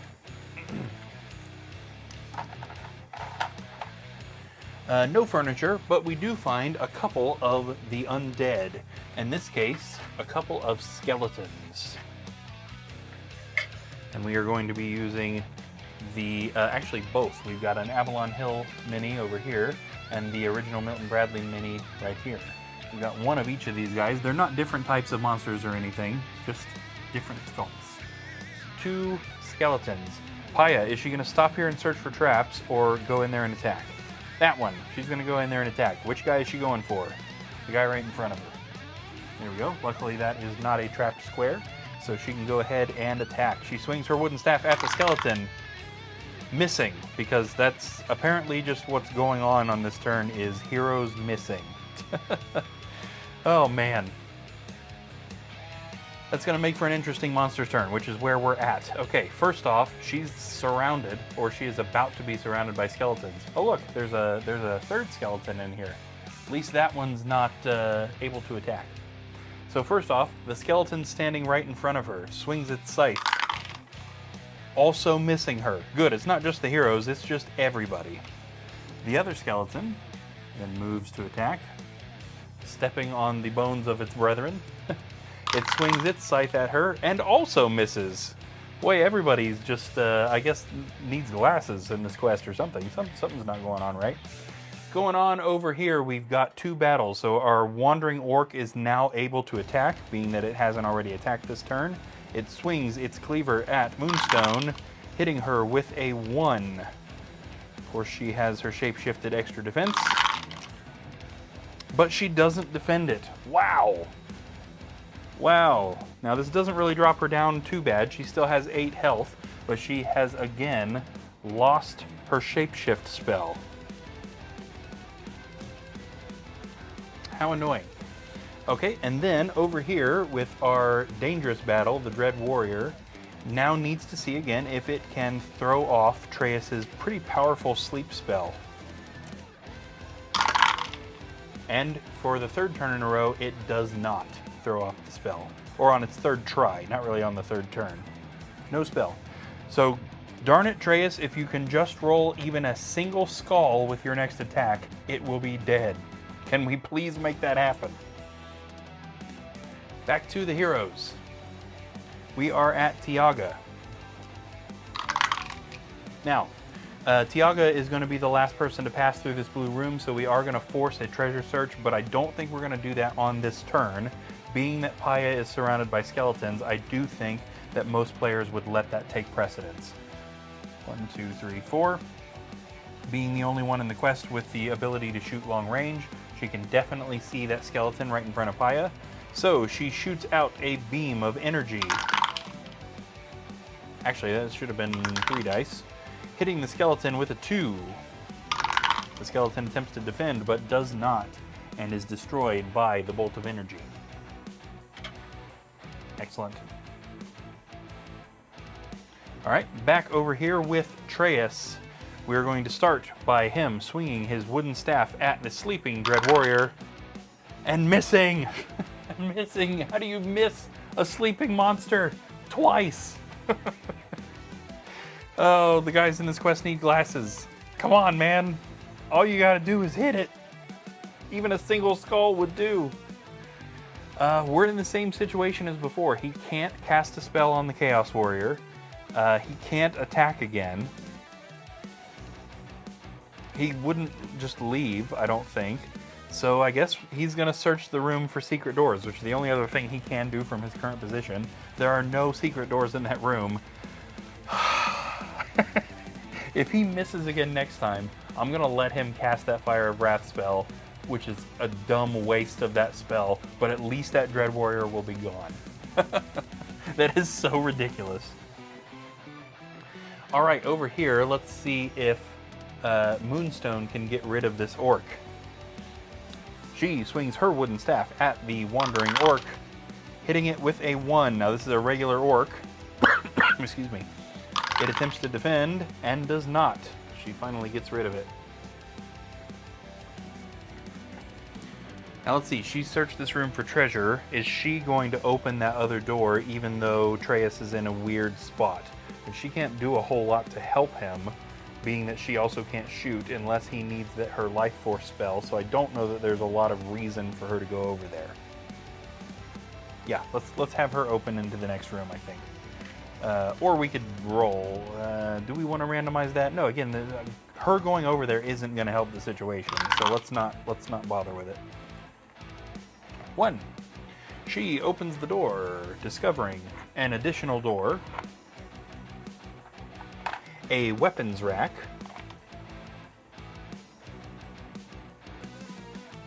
and 2 more monsters. First off, we have an ocean goblin.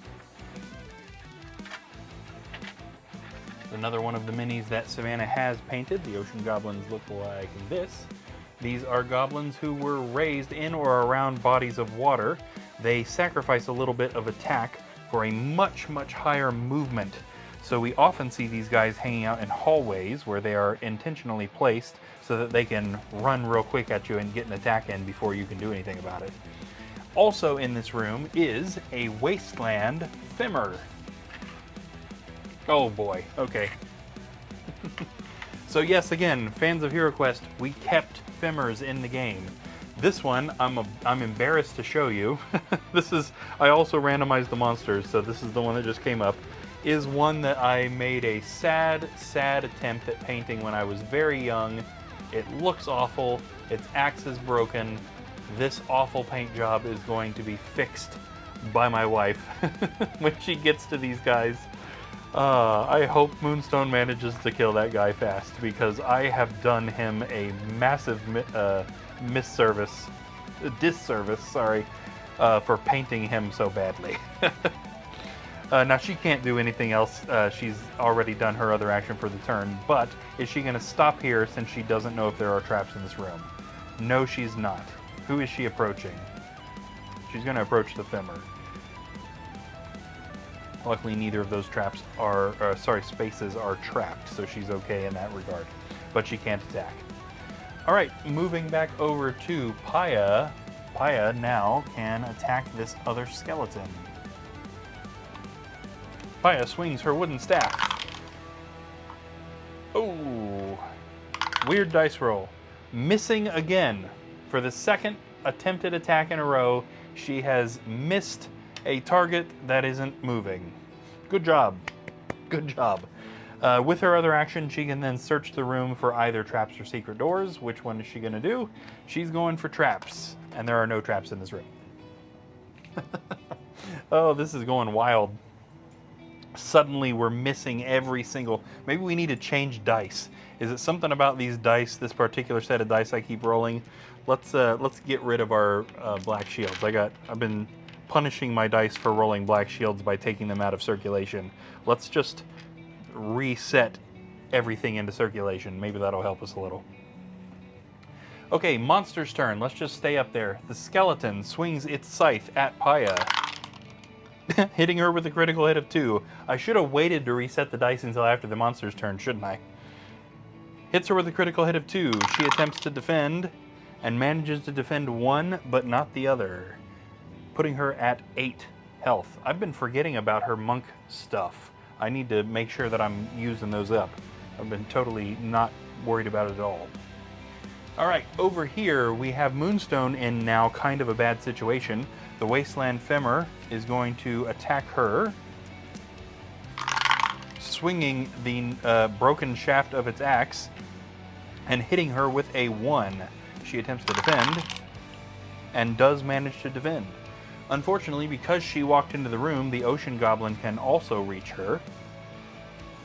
Now the Ocean Goblin, like I said, sacrifices attack for speed, so it actually only attacks with 1. The Ocean Goblin swings its sword and does manage to hit her with 1. She clearly did not see this attack coming because she takes that damage, putting her down to 7 body points. Over here, the Chaos Warrior is being... the Dread Warrior is being awarded a 4th attempt at breaking the sleep spell, but it still doesn't. Atreus is getting awfully lucky that that guy is not breaking the sleep spell. All right, back up here we have Tiaga in the blue room. I'd say she probably doesn't need to worry herself too much with helping with that skeleton, so let's go ahead and have her get the trap search out of the way. This treasure search. Nothing special. She finds another wandering monster. Worked out a little bit weird. As we mentioned earlier, the wandering monster in this quest is a mountain orc. So an orc pops out, either wanders into the room or pops out from some sort of hiding place. And because it is a wandering monster, it gets to attack immediately. The orc swings its cleaver at Tiaga, hitting her with a 2. Right, she does not get extra defense. She attempts to defend and does not, taking both points of damage Do we Dark Wings this? Nah. This puts her down to 8 body points and costs her, at least for now, her Demon Form spell, returning her to normal. It's pretty easy for her to get Demon Form back, so I'd say unless she gets hit with really bad damage, that Dark Wings is kind of a waste of a spell. Okay, she does have another action left, though, so she can actually attack this guy right back. Or can she? She does not have a close range weapon, and the long range weapons don't work close range. So maybe it would have been to her benefit to Dark Wings. It's too late now, we didn't do it. She would have to move slightly to hit this guy. So I guess let's do that. But she doesn't have an action to do both things. Okay, over here. Atreus. Buddy, if you don't get a skull, I'm not even sure what to threaten. Atreus swings his wooden staff, couldn't even think of the word, wooden staff at the Dread Warrior, finally hitting it with a critical hit of 2, killing it. He just kind of just like let it hang out there, sleeping for a while, kind of hitting his staff on the floor around it. But finally, he has taken that thing out.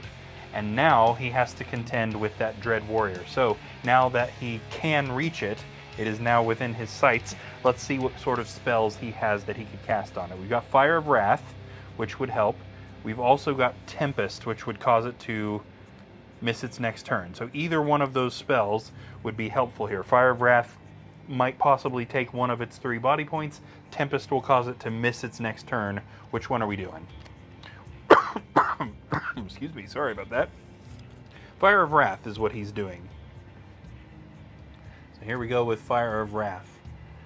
Flames materialize at Atreus' hand. He points it at the Chaos Warrior, and the flames go and engulf the warrior. It attempts to throw the flames off, but does not, taking 1 body point of damage. Get the Dread Warrior's damage counters off that board and put 1 on for the Chaos Warrior.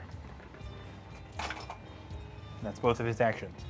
Okay, over here with Moonstone, we need to get her doing stuff. Now, she has a spell, but it's a healing spell, which wouldn't be used to its maximum effect quite yet. So we need to determine, who is she going to attack? It would be much smarter for her to attack that Ocean Goblin, but that's maybe not what a player would do. So let's card this. Red for Ocean Goblin. Indeed, she is going to attack that. Good. She swings her wooden staff at the Ocean Goblin, but she misses. Darn. If she had knocked that guy out, she would have been in a pretty decent position.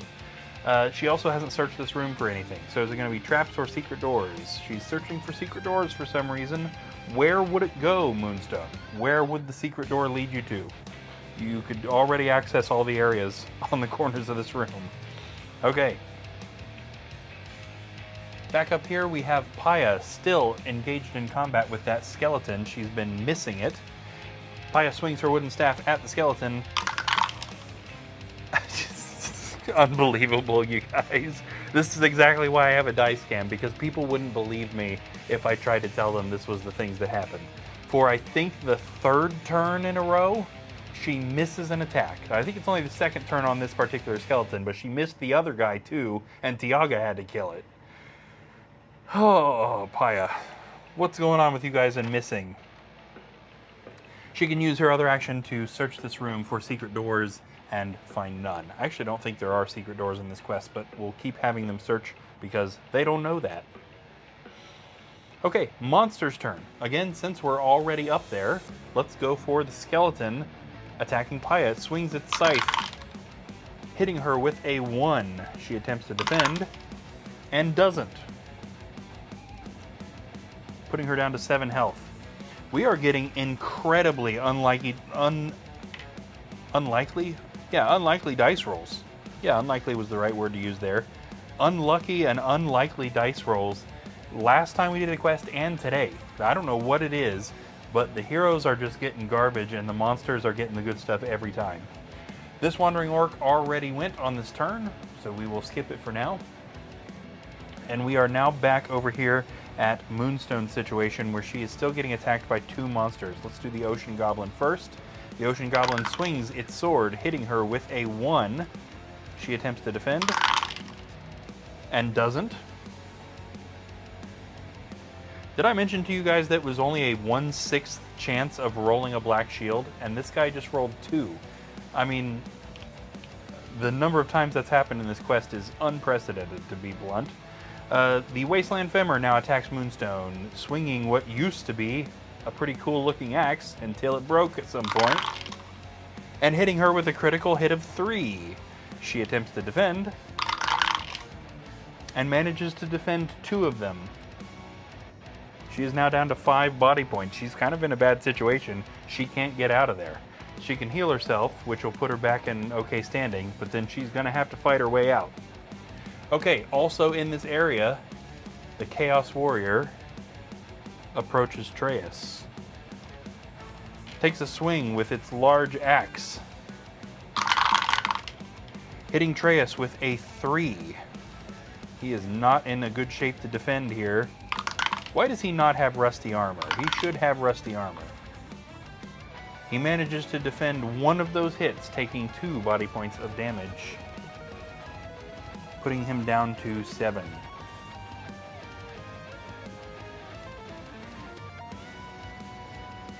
Okay, yeah, I'm fixing that, because like I said, on the first ever quest, the heroes are allowed to use rusty armor, and then after that they have to buy themselves stuff.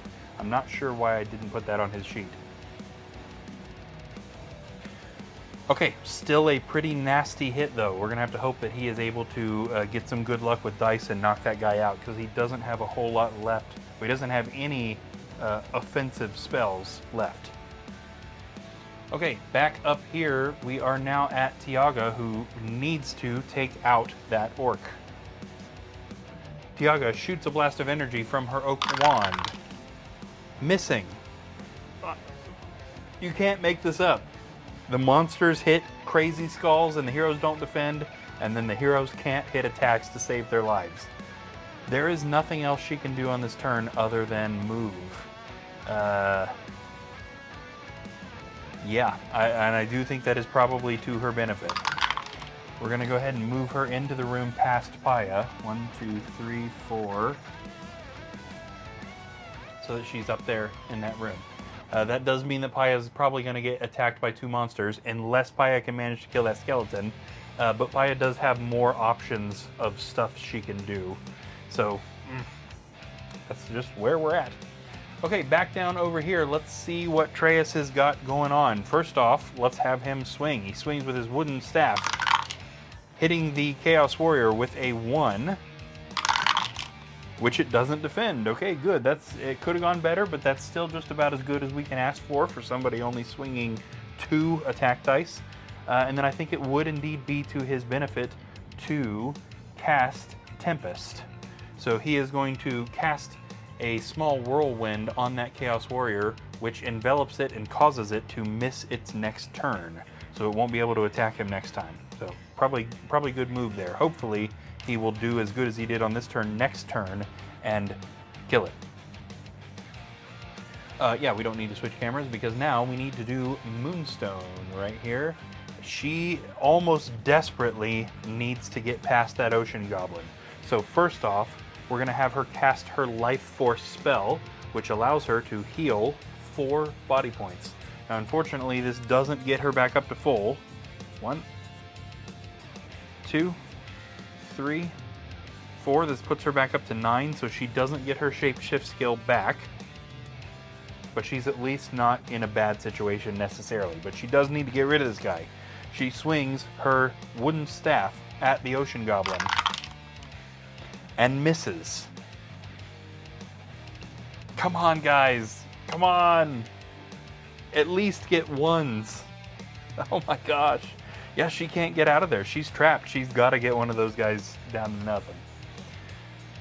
All right, Paya is still struggling with a skeleton of all things. And she's got several of her things which she could use, but I don't know that this is the best time for that right at the moment. Maybe if she misses this turn again, we need to start taking a look at some of the other options. Paya swings her wooden staff at the skeleton. Missing! I mean, come on! I hate to appear upset, but it is actually kind of starting to upset me. I mean, it's random. It shouldn't happen the same thing over and over and over and over. It shouldn't be happening with this amount. This is crazy. They have a 50-50 chance on every dice of rolling a skull. Crazy. And she's already searched this room for all the other things. I mean, there is nothing that she can do. Yeah. Okay. I guess on the next turn we'll kind of see what happens with her. We'll maybe use one of her things to try and get rid of a skeleton, the second easiest monster in the game, which she can't seem to hit for the life of her. Okay, monster's turn. We're already up there. Let's get moving with it. The skeleton is going to swing its scythe at Paya, hitting her with a 1. She attempts to defend, and does, thankfully. The wandering orc is also now able to come over here and hit her, swinging its cleaver and hitting her with a 1, which she does not defend. All right, puts her down to 6. She's starting to get a little low there. Everybody's starting to get a little beat up. These dice have got to give us a break here. We're gonna have more hero deaths. Every week we're gonna be talking about all the heroes that died. All right, coming back over here, we have Moonstone. So we've got Ocean Goblin. The Ocean Goblin swings its sword and misses, finally. And the Wasteland Femur swings the nub of its axe, hitting her with a 1. Good. She attempts to defend, and does. Just barely manage to defend that. And then over here with our Chaos Warrior, because of the Tempest spell, it is not able to do anything. However, the Tempest does go away now.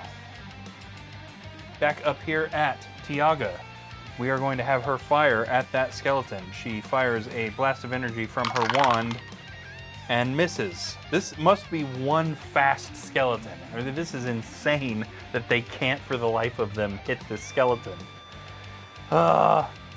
Okay, there's nothing else she can do. She doesn't have any other spells that will help. Her Heroic Brew would allow her to attack again, but again, it's a skeleton.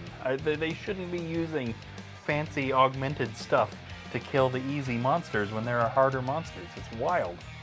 Okay, coming back over here, we have Atreus on the Chaos Warrior. Let's start him off attacking. If he can manage to land a skull that isn't defended, he'll have gotten rid of this guy. Atreus swings his wooden staff at the Chaos Warrior, hitting it with a critical hit of 2. The Chaos Warrior defends 1, but not the other. Look at that. That makes up for several turns of frustration right there, because I was absolutely determined that if he opened that door, unless he got some help, he was going to die, and he's the only one who's doing good. That is crazy. Okay, he's searched that room for everything, so he knows there's no traps. He needs to get in there up to that chest so that he can search it for treasure. Okay, Atreus moves. 1, 2, 3, 4. Is he still on camera? Yeah, just barely. So on the next turn, he will be able to open that treasure chest. That's filled me with hope. Maybe things will take a turn. Over here for Moonstone, the only thing she can do is continue to attack. She's going to continue, excuse me, having some weird issues today, attacking that Ocean Goblin in the hopes of being able to at least run away if she needs to. She swings her wooden staff at the Ocean Goblin and, everybody say it with me, misses. Oh my gosh. This is wild. Absolutely wild. And again, she's searched for everything she can... No, she hasn't. She hasn't searched for traps. I probably missed that once before. She's going to search this room for traps and find none. Trace is going to have to go over there and help her at this point. He's the only one who seems to be able to land damage on anybody. Swinging 2 attack dice, and he still took out a Dread Warrior and a Chaos Warrior by himself. Alright, Paya. We got a little trick up our sleeve for Paya. I may have intentionally let that monster come up to her. She is going to use the element of air, her Eye of the Storm. So this is going to use up Eye of the Storm and also Soaring Dragon. Eye of the Storm allows her to make one unarmed attack against all adjacent and diagonal monsters. Now, she can't use her wooden staff. It specifies that this must be unarmed, which means she has to use her base attack stat, which at the moment is only 1. This is something she'll be able to build with the combat skill set, but she gets to swing 1 dice against the skeleton and then 1 dice against the orc, and it's possible she could kill both of them. She wasn't able to hit it with 2 dice. Let's see if 1 dice does her better. Here's for the skeleton. She misses the skeleton. And for the orc, she manages to hit the orc. And it does not defend. Okay. She still can't hit that skeleton. I don't know what that skeleton is doing that's making it so hard to hit, but she at least was able to get rid of that mountain orc. Oh, that's not right. Roar, there's where he goes. Oh boy. This skeleton needs to go in the Hall of Fame or something. He's the quickest skeleton, or he's able to, like, you know, they cast something at him or swing at him and he like separates from his body for just a second, and like the top half of his body jumps so that the weapon passes through him and then he lands back on. Either way, this skeleton must have been an extremely skilled warrior when it was alive. Alright, back to the heroes. We are at Tiaga. Let's see if that skeleton can keep up its streak. No, I'm sorry, we're at the monster's turn. I was almost gonna skip that because Paya just went. There's nothing else she can do other than leaving the room, which would also not be smart considering the two of them are starting to get a little questionable on health. So, monster's turn.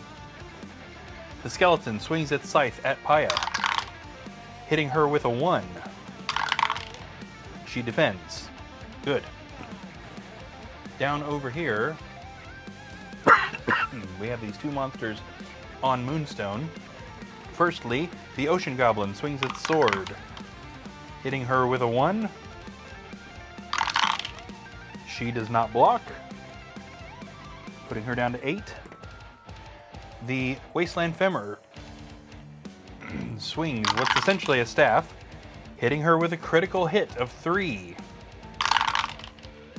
She blocks 1 and takes 2, taking her down to 6 health, or 6 body points. Is she gonna die? I'm starting to worry. Alright, Tiaga, can we please get rid of this skeleton? Tiaga fires a blast of energy from her oak wand, missing the skeleton. This is just where they stay for the rest of the quest, I guess. This is just it. That's where they're at. It's just that. There's nothing else they can do. I'm not letting them leave this room until they kill that guy. I don't know what the deal is. Alright, Treyas, let's find out what you get for your trouble so that you can go get your companion out of trouble. Treyas searches this room for treasure. Let's see. The first hero to search for treasure will find 100 gold coins and 2 potions of healing in the chest. So that puts us up to 155 coins. And I also prepared the 2 potions of healing that he just found, which is good, because the heroes need them at this point.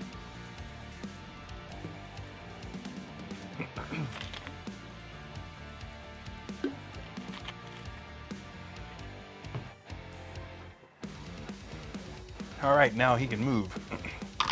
And we need to get him into that room to help Moonstone. 1, 2, 3, 4, 5, 6. Now he can see into this hallway here. There is nothing new to show. Obviously there's that door. Is he going to stop here? Now he knows these 2 squares aren't trapped. So let's just go 7, 8. Is he going to stop here and search for traps? No. 9, 10. There are no, those 2 squares are not trapped. He's going to go ahead and open this door so that at least he's providing an alternate target for one of those monsters on the next monster's turn. Speaking of those monsters, it is now Moonstone's turn. Can we, I don't know, I've lost track of the turns. I don't know how many turns she's been swinging at this Ocean Goblin and missing. Can we get rid of this guy? She swings her staff at the goblin, Hitting it with a critical hit of 2 that is also a skilled strike on an ocean goblin. Finally, this guy is super dead. That only took like 7,000 turns, but finally he is gone. Now where's she at on health? She could be worse. She's actually at the same amount of health he is. So, does she need to run? She's got better defense than he does. It's actually better if that femur hits her than hits him. So let's just leave her where she's at. Okay, back over here. We're on a turn of finally getting rid of long-term monsters. Paya, can we kill this skeleton? Paya swings her wooden staff at this incredibly fast somehow skeleton. Nope. Miss. Now I could have her use Strength of the Mountain, which would let her roll 2 additional attack for an unarmed attack, which would let her attack with 3 instead of 2. But there are harder monsters coming up in the next rooms. Are we really going to let her use a good card like that on the second easiest monster in the whole game? That feels foolish to me. But we're starting to get a little desperate. Monster's turn. We've just got a couple of things going on. First off, that skeleton is going to swing its scythe at Paya.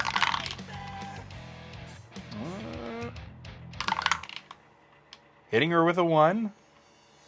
She attempts to defend. And does not. She is now down to 5 health. Don't let a skeleton kill you, Paya.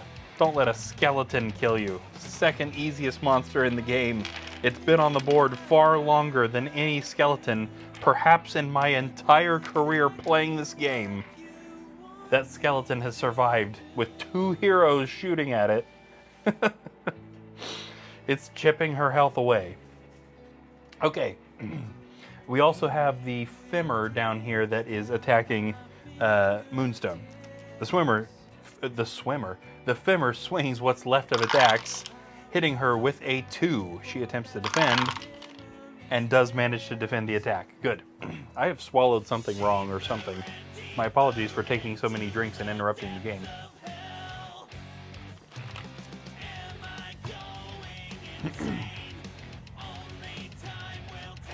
Back up at the top.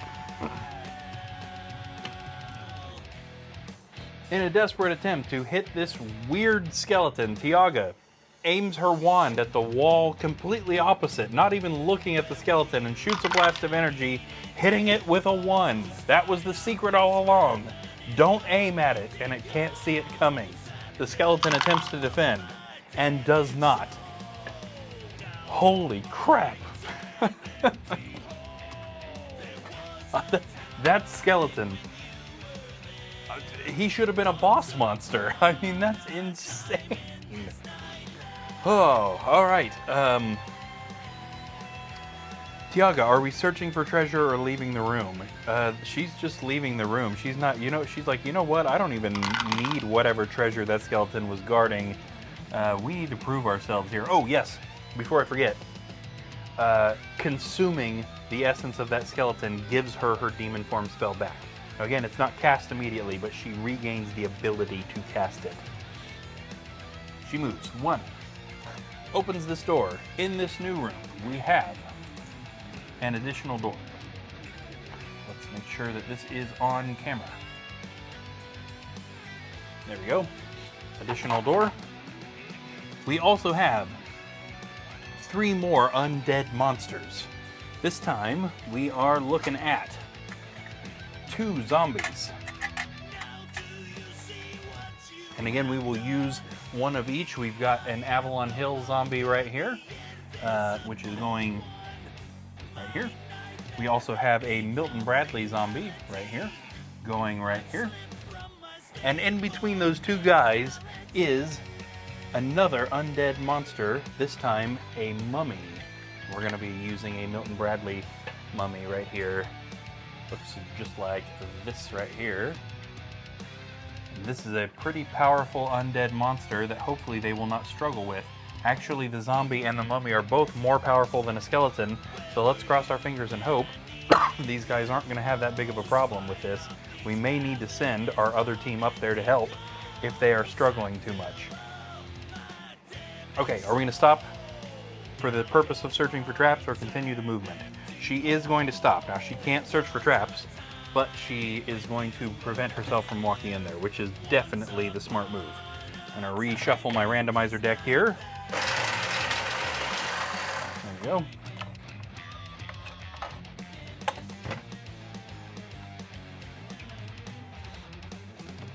All right, Atreus is finally arriving in this room to help. He rolls and moves down 1, 2, 3 so that he can help attack this Femur. He swings his wooden staff, hitting the Femur with a critical hit of 2. The Femur does not defend. See, all we need is Atreus. Maybe Atreus should have just done this quest by himself, because apparently he's the only one of them who can manage to land some hits. How many turns did she just desperately struggle? Okay, Moonstone. Are we searching for treasure or leaving the room? She is going to search for treasure. Now, there is a special treasure in here. Unfortunately, though, the weapons on this weapons rack are chipped, rusted, and broken. There is nothing here that the heroes would want. So it's kind of a wasted treasure search, but oh well. I don't think it's really a big deal at this point. I feel like Atreus probably ought to hand her a potion of healing, or cast one of his heal body spells on her. But we're going to go ahead and get her moving, because they are not adjacent, so he can't pass her an item right at the moment. 1, 2, 3, 4, 5. If she's standing here, she can now see this area. There's nothing new for us to add. However, this area has not been searched for traps. Is she going to stop here? Yes, she is. She doesn't have the action to search, but she's going to go ahead and stop. Okay, back up here, we are back to Paya and Tiaga. So Paya is who's going to go here. Now would be a good time for her to Strength of the Mountain at that mummy, honestly. The mummy would be the one to use that on. That room was not searched, but I think she's going to go ahead and do it anyway. 1, 2, 3. She is going to use her spell, Strength of the Mountain, which is a element of earth, which means she's getting rid of both of her element of earth options here. This allows her to roll 2 additional attack dice on an unarmed attack. So again, not with the staff, but with her bare fists. She throws a punch at the mummy, hitting it with a 2. Good, good, good, good. The mummy attempts to defend. Okay. Ooh. Defends them both. Oh, gosh. Oh, gosh. Okay. Well, it was a good try. It was a good try. Using that skill, by the way, was not an action. That's why she was able to move, use the skill, and then attack. Monster's turn. We only have what's going on in that room up there, and extremely unfortunately, she is now going to get surrounded by those monsters. Now, luckily, she has her Twisting Torrent skill, which will allow her to ignore damage, but only once. So if she gets hit with a real bad attack right here, she can ignore it. But these monsters could kill her. Let's start with the mummy. The mummy swings its bandaged fist at Paya, hitting her with a 1. That's good. That's not so bad. She does not defend.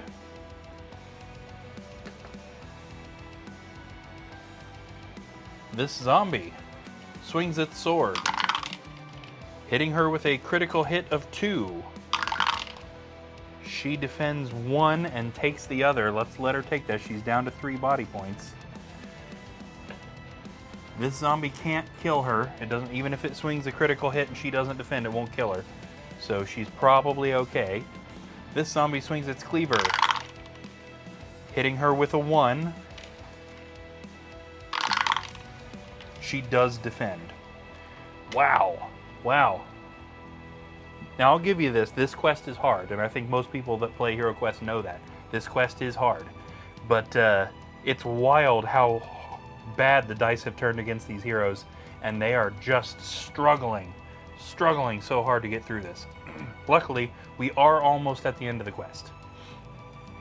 Okay, back to Tiaga. We're already up there. Luckily, Tiaga can help here because she can shoot. And also, she got her demon form spell back. So let's start off with Tiaga recasting her demon form, which allows us to replace her mini. This gives her an extra attack dice regardless of whether she is close or long range, and also allows her to ignore pit traps. She is now able to fire at that mummy. Now, she theoretically could fire at any of those 3 monsters, but the mummy is definitely the biggest threat. So she fires a blast of energy at the mummy, hitting it with a critical hit of 3. Excellent. This should kill it.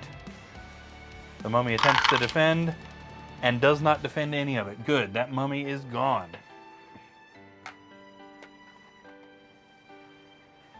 That's her 2 actions for this turn. So we can come back down here to Treyas, who doesn't have a camera pointing at him. There he is. And he is not in a big hurry here. 1, 2, 3, 4. And then now he can go ahead and search. Is he going to do traps or secret doors? He's going to do traps. Definitely a good move. Now we're going to let this apply to a pretty wide area. When heroes search for things in the square surrounding the central room, I usually let them search that entire square. Now, the only thing we would reveal with a trap search is traps or walls. So we wouldn't be revealing other doors or other monsters or anything. So we'll go ahead and put walls down, and this is just so that we can easily define the area they are searching. There are walls in those 3 spots right there, and also in the entire square here, which is open, there are no traps. Okay, Moonstone. I'm sending them to help. 1, 2, 3, 4. Excuse me. Now she has 2 options for searching right here, because the hallway she is looking down and also the hallway that she is standing in, both of them have not been searched for secret doors. So which hallway is it going to be that she is searching now, since it's the only thing she can do? She's going to search the square. So this is again the same area that Treyas just searched for traps, the entire hallway surrounding the central room, and there are no secret doors. Alright, back up here to Paya. I'm not going to lie, it would probably be a good idea for her to attack and then get out of there, because she only has 3 body points left, and neither of them have any ability to heal. Right now it's just Treyas. Treyas has got 2 healing spells and a couple of potions, and that is the only access to healing that the party has. So let's see if she can at least take out one of these zombies before she goes. She is going to aim at this bottom one. She takes a swing with her wooden staff, hitting the zombie with a 1. The zombie does not defend. Okay, I'm telling you what, in that case, this zombie doesn't have enough attack dice to kill her. This may actually be a good idea for her to stay there. Although Tiaga does have better defense. Okay, I talked myself out of it. We're going to move Paya out of there. She is low on health. She does not want to be the subject of any more attacks. She's going to go 1, 2 and scoot back just a little bit so that she's not bearing the brunt of all of this. Okay, Monster's turn. It's just that zombie. He's the only one on the board there. The zombie swings its sword at Tiaga, hitting her with a 1. She doesn't defend it. Oh man. She is now down to 7 body points, and she again loses her demon form. Now we could have Dark Wings that, but I think that spell needs to be used on bigger damage than 1 body point, or a potential killing blow. Plus, she can get the spell back super easily. All she's got to do is kill something, and she gets it back. So it's not really a big deal for her to lose that spell. Okay, and it is now actually back to her turn. Now, as we've established, she can only attack long range because of her wand, so she can't hit the zombie in her current position. We're going to go ahead and just move her 1-2. So she's moving back so that she can fire. She fires a bolt of energy from her wand at the zombie, hitting it with a 1, which it does defend. Black shield right there. So she does not manage to take it out. Hopefully Paya will when it comes to her turn. Okay, back down here to Moonstone. I think we can probably move the camera a little bit closer now. We do need to decide if they are literally going up there to help or if they're going to open the door into this green room. Kind of depends on what kind of trouble the other party is in. But I do think that Treyas, maybe regardless, ought to be going up there to help. Let's card it. So first off, 1-2. Is she going to stop and open this door? Red will be yes. No. So they are specifically going up there to help. 1, 2, 3, 4, 5, 6, 7. And she can't do anything else at the moment, but she is on her way. Oh, I just realized we moved him out of order too. That actually should have been Treyas going. And I know she moved off camera, but we're at Treyas. Let's go ahead and do him while we're here. 1, 2, sorry. Gosh. We're going to let him do that? He has a Swift Wind spell. Might be worth using.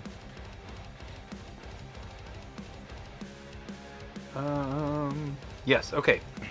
So we're going to have Treyas actually use his first action to cast the Swift Wind spell. I'm pointing this at the wrong camera. Here it is. The Swift Wind spell allows him to double the amount of movement dice for the next 3 movements. So hopefully he'll be able to get up there a little bit better.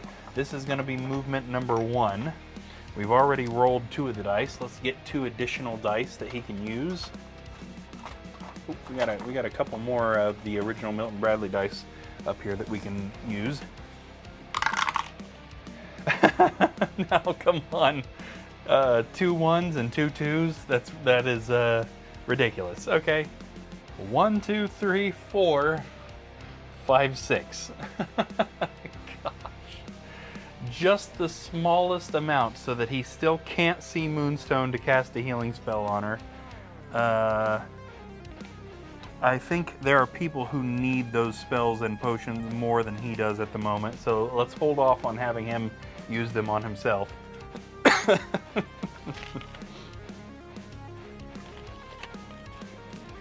4 movement dice and he only rolled a 6. That's almost as low as it is possible to get. That's hilarious. Okay, Paya would have to take out her ability to use Twisting Torrent if she uses Tidal Surge, which would allow her to move forward, attack, and then move back if it doesn't work. And let's face it, she's probably going to miss. But again, the zombie doesn't have enough dice to kill her with 1 hit right at the moment, so we'll go ahead and move Paya up 1 square. She swings her wooden staff at the zombie, hitting it with a critical hit of 2. The zombie does not defend. Okay, good. Getting kind of worried there. Okay, for the first time in a while, that is no monsters on the board. So we are just right back to the heroes. Tiaga is going to start this turn, I think, by searching this room for treasure, the brown room that she's standing in. See what she finds.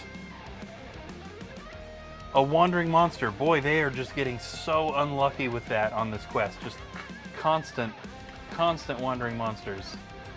They're getting all the terrible luck. A mountain orc pops out from a hidden compartment in the wall and takes a swing at Tiaga, hitting her with a critical hit of 3. She attempts to defend and defends 2 of the hits, bringing her down to 6 body points. Now she does have another action, but again, she can't attack close range, so all she can really do is move. that red room was not searched for anything at all, so it's not necessarily safe for her to try and get out of the way there. Let's, for now, just move her one square back so that she can shoot at that guy. Boy, what are they going to do when they reach the boss room? There's not very much left. There's only, I think, 3 rooms left that have not been opened, but if they don't start getting better luck, it's going to take us a while to get through that. All right, Atreus is next, and he's just barely out of camera range. There he is. He is still got his Swift Wind extra movements, so fancy movement number 2. Definitely better this time. 8 and 5 is 13. So he is definitely moving much quicker now. 1, 2, 3. Switch it to the other camera angle. 4, 5, 6, 7, 8, 9, 10, 11. So he actually managed to get up there to help attack this orc. Atreus swings his wooden staff at the orc, hitting it with a critical hit of 2. The orc defends 1, but not the other, and is dead.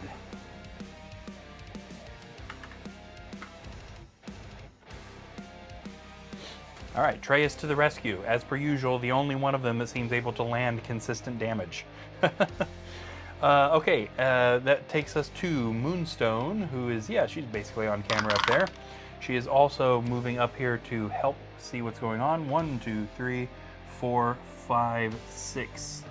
Good, so she's adjacent to everybody there. She can't actually do anything else, but we have all 4 heroes. Now that the health is starting to get low, I think it's a good idea for them to stick together for the rest of the quest. Okay, we are now at Paya. Paya, are you going to search for traps, secret doors, or move into the red room? That is low. She is searching for traps, which is good news because there is indeed a trap in the red room. Let's move the camera. She finds a spear trap directly in front of the door to that red room. So she definitely should not walk on that. So what are we doing now? Searching for secret doors or moving up to the trap? She's going to move up to the trap. Obviously, she's not going to step on it on purpose. 1, 2, 3. She can move there without anything being hurt. No monsters on the board, which means we are back to Tiaga. Now, there is nothing specific that Tiaga can do right at the moment, so let's go ahead and get her moving. She also really has no reason to step on that trap on purpose. So 1, 2, 3. Are we going to search for secret doors or treasure? Treasure. Let's hope this is not yet another wandering monster. Actually, I think there's some sort of special thing in this, isn't it? Yes, okay, so that the mummy they killed was actually the guardian of Felmarg's tomb, and it had a higher attack, which we didn't get to use. Fairly lucky there. Okay, so let's see what the special treasure is. Okay, not a wandering monster, but it is indeed an arrow trap. So while she is searching, an arrow hidden in the wall shoots out and hits her in the arm, costing her 1 body point, which puts her down to 5. Gosh, we are getting low on health. Okay, Atreus, you're the guy who can help us with this low health problem. So first off,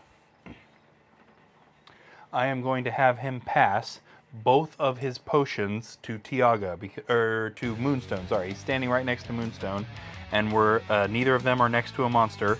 So he is going to pass both of his potions to her. That is not an action to do that.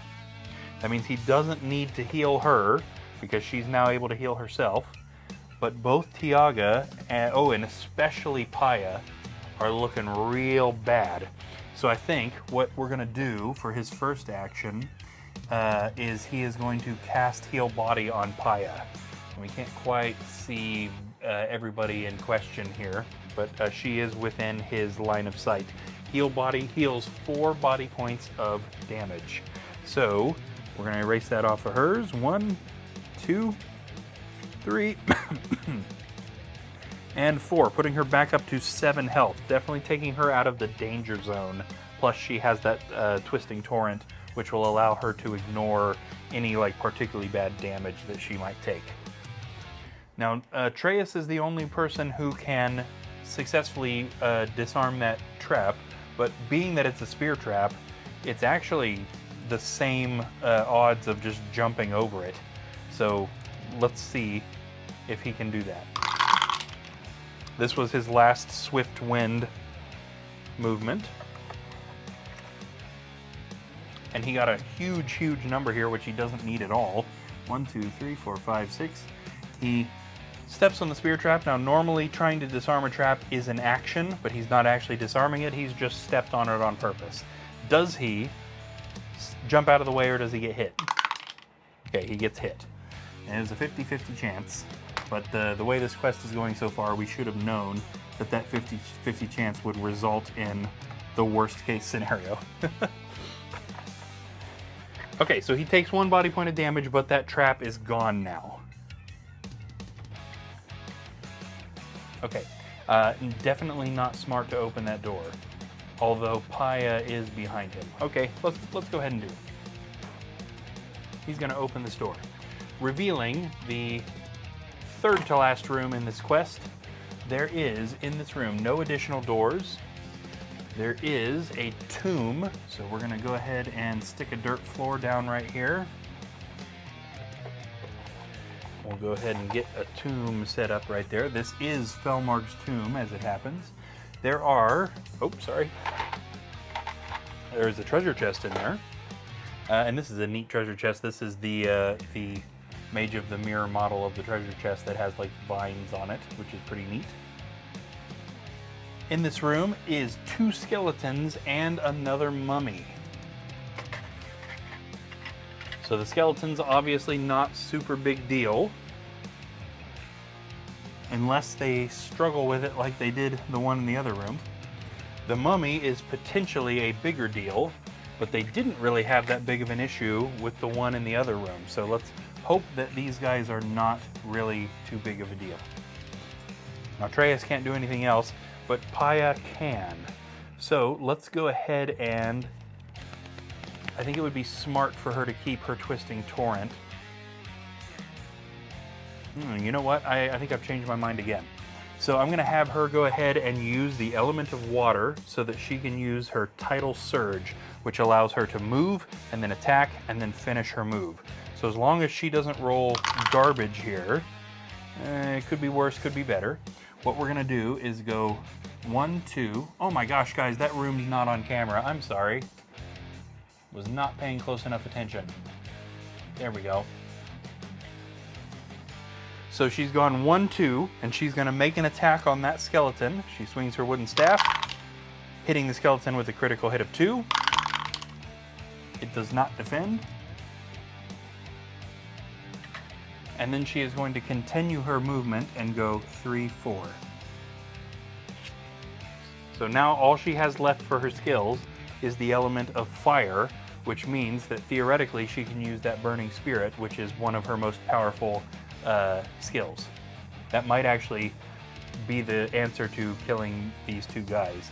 And then they won't have much left for the boss room, but they'll just have to make do with what they've got. Okay, and that does actually lead us into the monster's turn. So let's get this skeleton up here. Okay, actually that does kind of ruin the Burning Spirit. The skeleton swings its scythe at Atreus, hitting him with a 1. Which he does not defend, unfortunately. He's going to need to use that other heal body spell on himself by the looks of it. That is the only monster on the board, so we are back to Tiaga. So she's at the back of the line, but she can still fire at that skeleton. So you can fire, heroes can fire through other heroes, but not through monsters. So she looses a blast of energy from her oak wand at the skeleton, missing, which we probably should have guessed, I suppose. Atreus.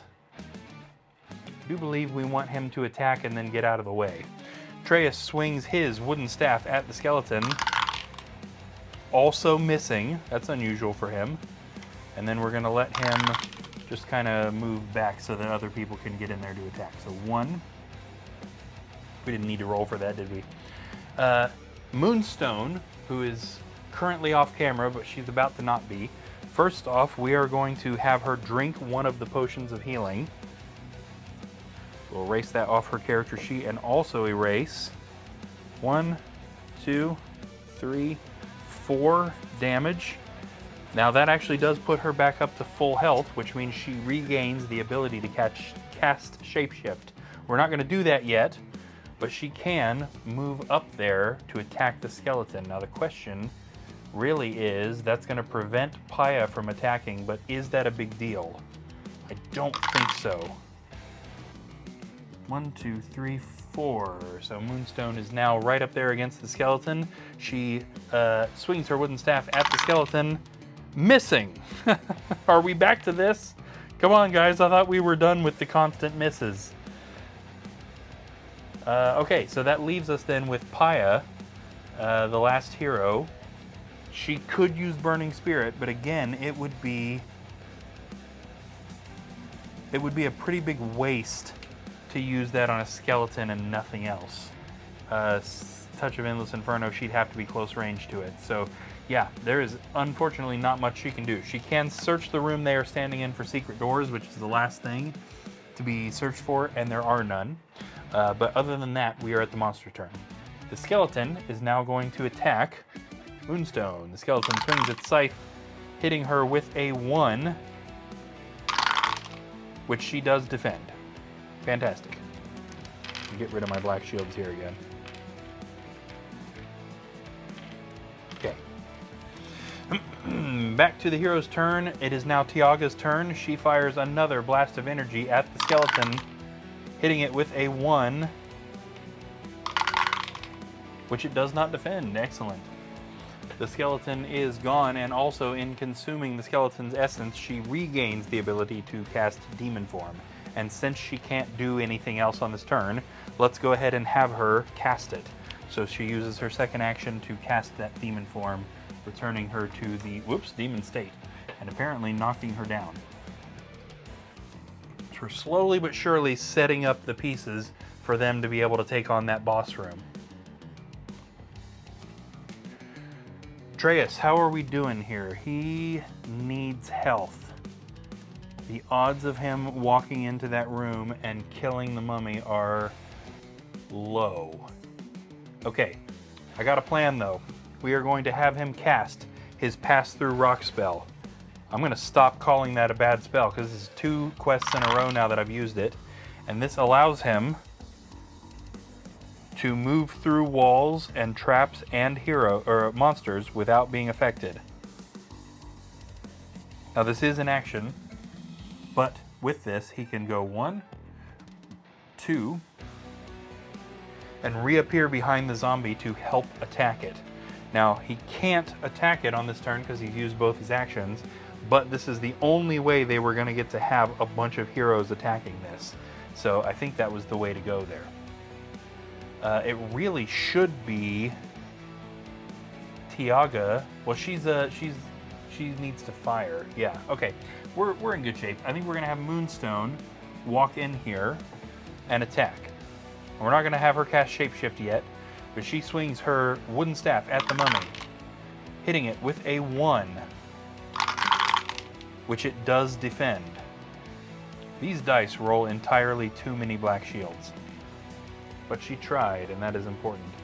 Now, Paya's Burning Spirit would take this thing out in a single hit, but I think that might be better used. They know that there's a gargoyle in this quest, so I do think there is precedent for her not wanting to waste that, unless we let her meditate and get everything back. That may actually be the smarter option. But that would mean Atreus just wasted his Pass-Through Rock, because if she gets in there and does the Burning Spirit on the mummy, it's dead. It can't defend it. It's just dead. Yeah, let's save it. Just so that she's not doing nothing, let's go ahead and start moving her out of there. 1, 2, 3, 4, 5, 6, 7, 8, 9. So she is off camera, but she's basically moving back towards that green room. Where are we at now? Okay, monster's turn. So we've got either Moonstone or Atreus that mummy might hit. Who's he aiming for? He's actually going to aim for Moonstone, who's right in front of him, or it, I should say. The mummy swings its bandaged fist at Moonstone and misses her. Finally, a monster misses. Wow. Okay, that's the only monster on the board, so we are now at Demon Form Tiaga, and she can help with this battle too. 1, 2, 3, 4. She can get back in this corner, and because she can attack long range, this allows her to cast a Demon Form Empowered Energy Bolt at the mummy, hitting it with a 2. It blocks one, but not the other. It's not quite dead, but it's close. It's only got 2 body points. This takes us then to Treyas, who is going to do 2 things with his turn. I do think we are going to have him go ahead and cast his other Heal Body spell. This is actually his last spell. He's going to cast Heal Body on himself. 1, 2, 3, and 4, putting him back up to 8 health. He is then going to swing his wooden staff at the mummy, hitting it with a critical hit of 2, which it defends. Wow, 3 black shields. It's ridiculous. Okay, Moonstone also swings her. Yeah, I don't think we want her to do the shapeshift yet. Swings her wooden staff at the mummy, hitting it with a 1,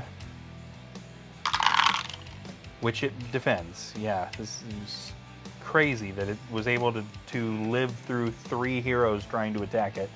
Paya the monk, let's go ahead and see if we can get a camera back on her. Yeah, she's pretty much in shot of this. Is moving 8. 1, 2, 3, 4, 5, 6. We're gonna have her open this door. In this green room, there are no further doors. There is, however, a table. Let's go ahead and put a dirt floor down right here. We've got a table right there, and there are 2 goblins in this room. There's a mountain goblin hanging out right here, and a swamp goblin standing next to it. So again, this is the mountain goblin is the run-of-the-mill type of goblin, and the swamp goblin, this is the chieftain model. Now, we don't have different stats for it or anything. It's just a neat, different model. The swamp goblins sacrifice some defense for the sake of extra attack. Paya, is she going to stop and search for traps? No, she is going in there. Paya swings her wooden staff at the mountain goblin, hitting it with a 1. The goblin does not defend.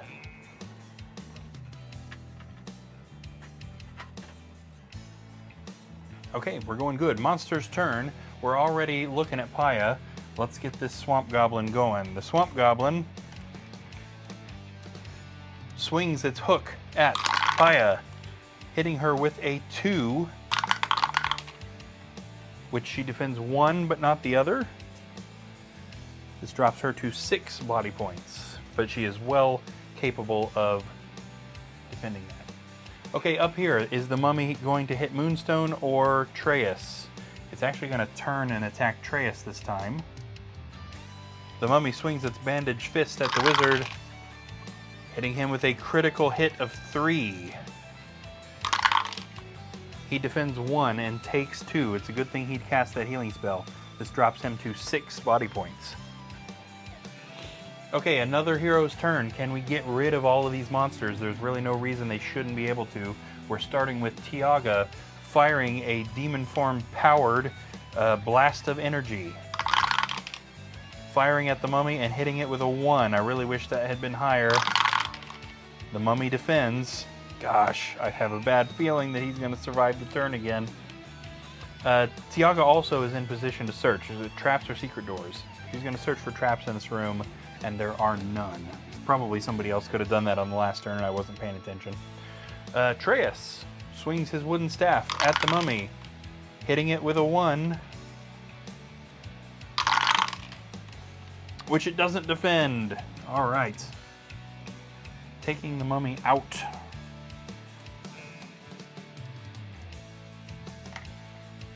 Excellent. Let's go ahead, and he's already closest to the chest.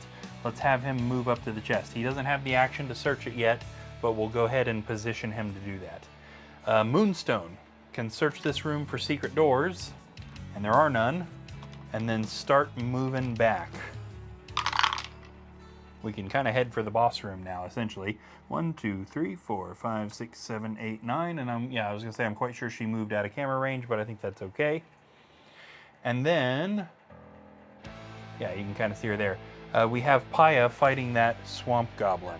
See if she can take it out. Paya swings her wooden staff at the goblin, hitting it with a critical hit of 2, and that is also a skilled strike on a swamp goblin. That guy is super dead. Out of there they go. Excellent. We are making progress, and I don't think anybody's going to die. Fingers crossed, because that boss room is no joke, but we should be okay. Paya, are we searching for traps, secret doors, or treasure? 9 is high. She's going for treasure right away. Nothing special. Let's see what she finds. A wandering monster. Gosh, couldn't they have found some more potions? That would have been so helpful, considering that they are so low on health. Every time we've drawn a wandering monster, it's just so happened to be this orc too. It's kind of weird that it's the same model of orc over and over. An orc pops out of a hidden area that she did not previously see and takes a swing at her, hitting her with a 1. Thankfully not very hard, which she does not defend. Yes, this puts her down to 5. Not erasing the damage marks very well. There we go. Okay, that was both of her actions though, so we are done. Monster's turn is nothing because that orc literally just went. So we are back to Tiaga. So I guess needs to try and get over there and help now. So let's get Tiaga moving. We're not looking at her. There she is. 1, 2, 3, 4, 5. Make sure this camera is following somebody. Well, except we quite literally needed that camera still in that room for for Treyas. Okay, Treyas can search that chest. See what's in the chest. He found 85 coins in that chest. Let's see, what does that put us up to? That's 160. That's 240 coins now that we've got in the wallet. And then he can also get moving. 1, 2, 3, 4, 5, 6, 7, 8, 9.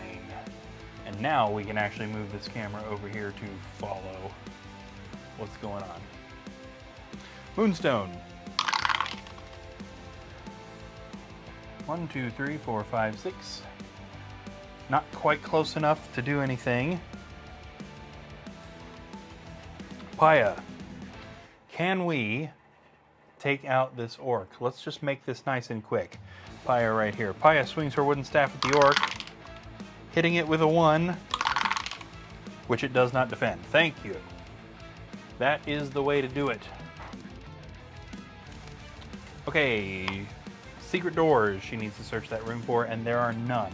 Also meaning that there's no reason to search that room for traps, because again, there's nowhere else to go in there. She's already standing on the only relevant square, and she knows that one's not trapped. No monsters on the board. This means we are back to Tiaga. And all we need to do now is find the boss door and get in there and take him out.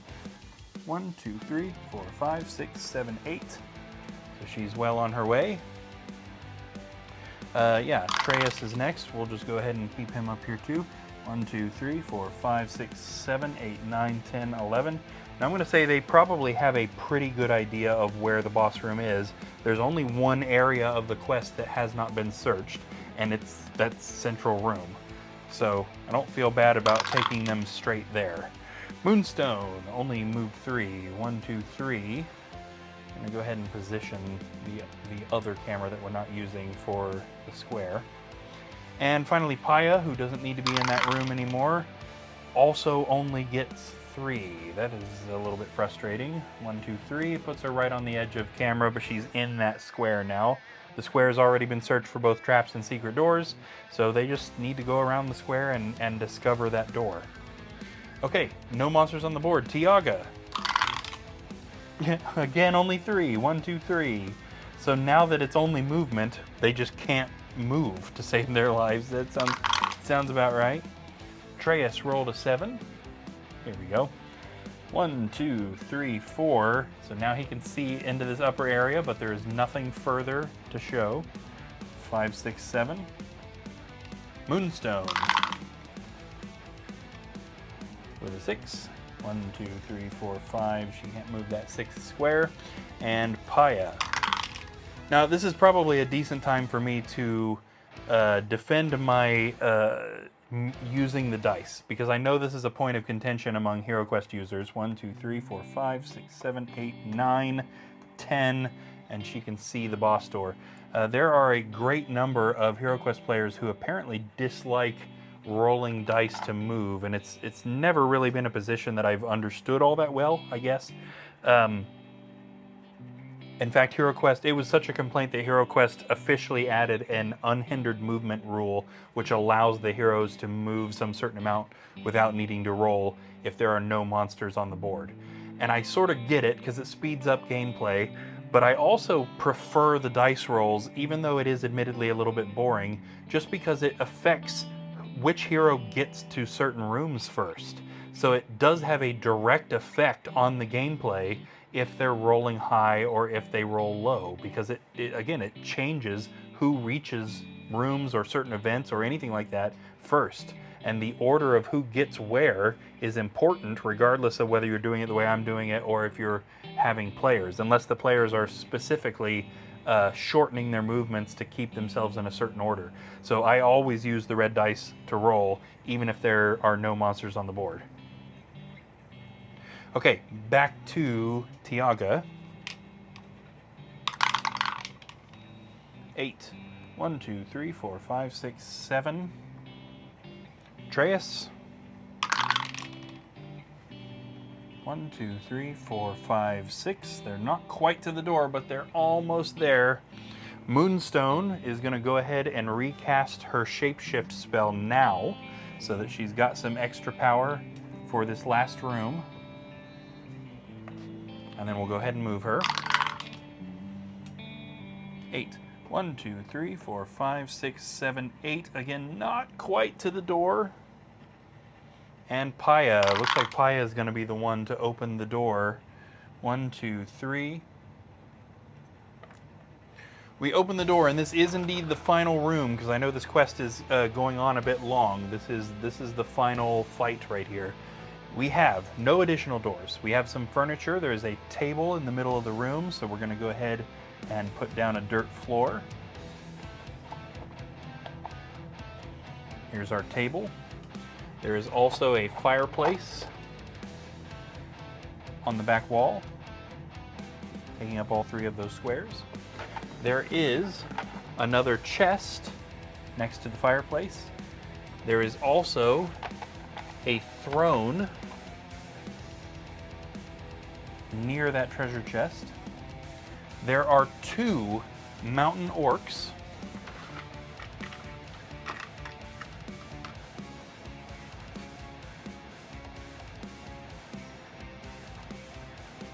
There is a Dread Warrior.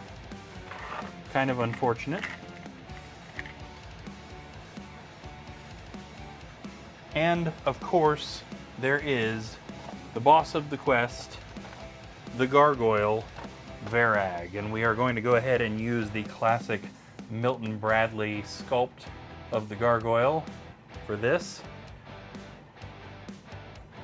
in honor of many players, many hundreds or thousands even of players, first time playing HeroQuest and seeing that gargoyle for the first time in this quest. Got to use the Milton Bradley gargoyle for that.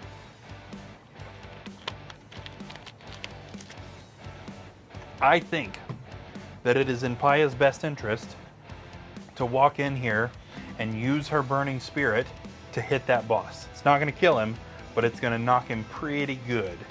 So, yeah, she's good enough on health that I think she could justify this.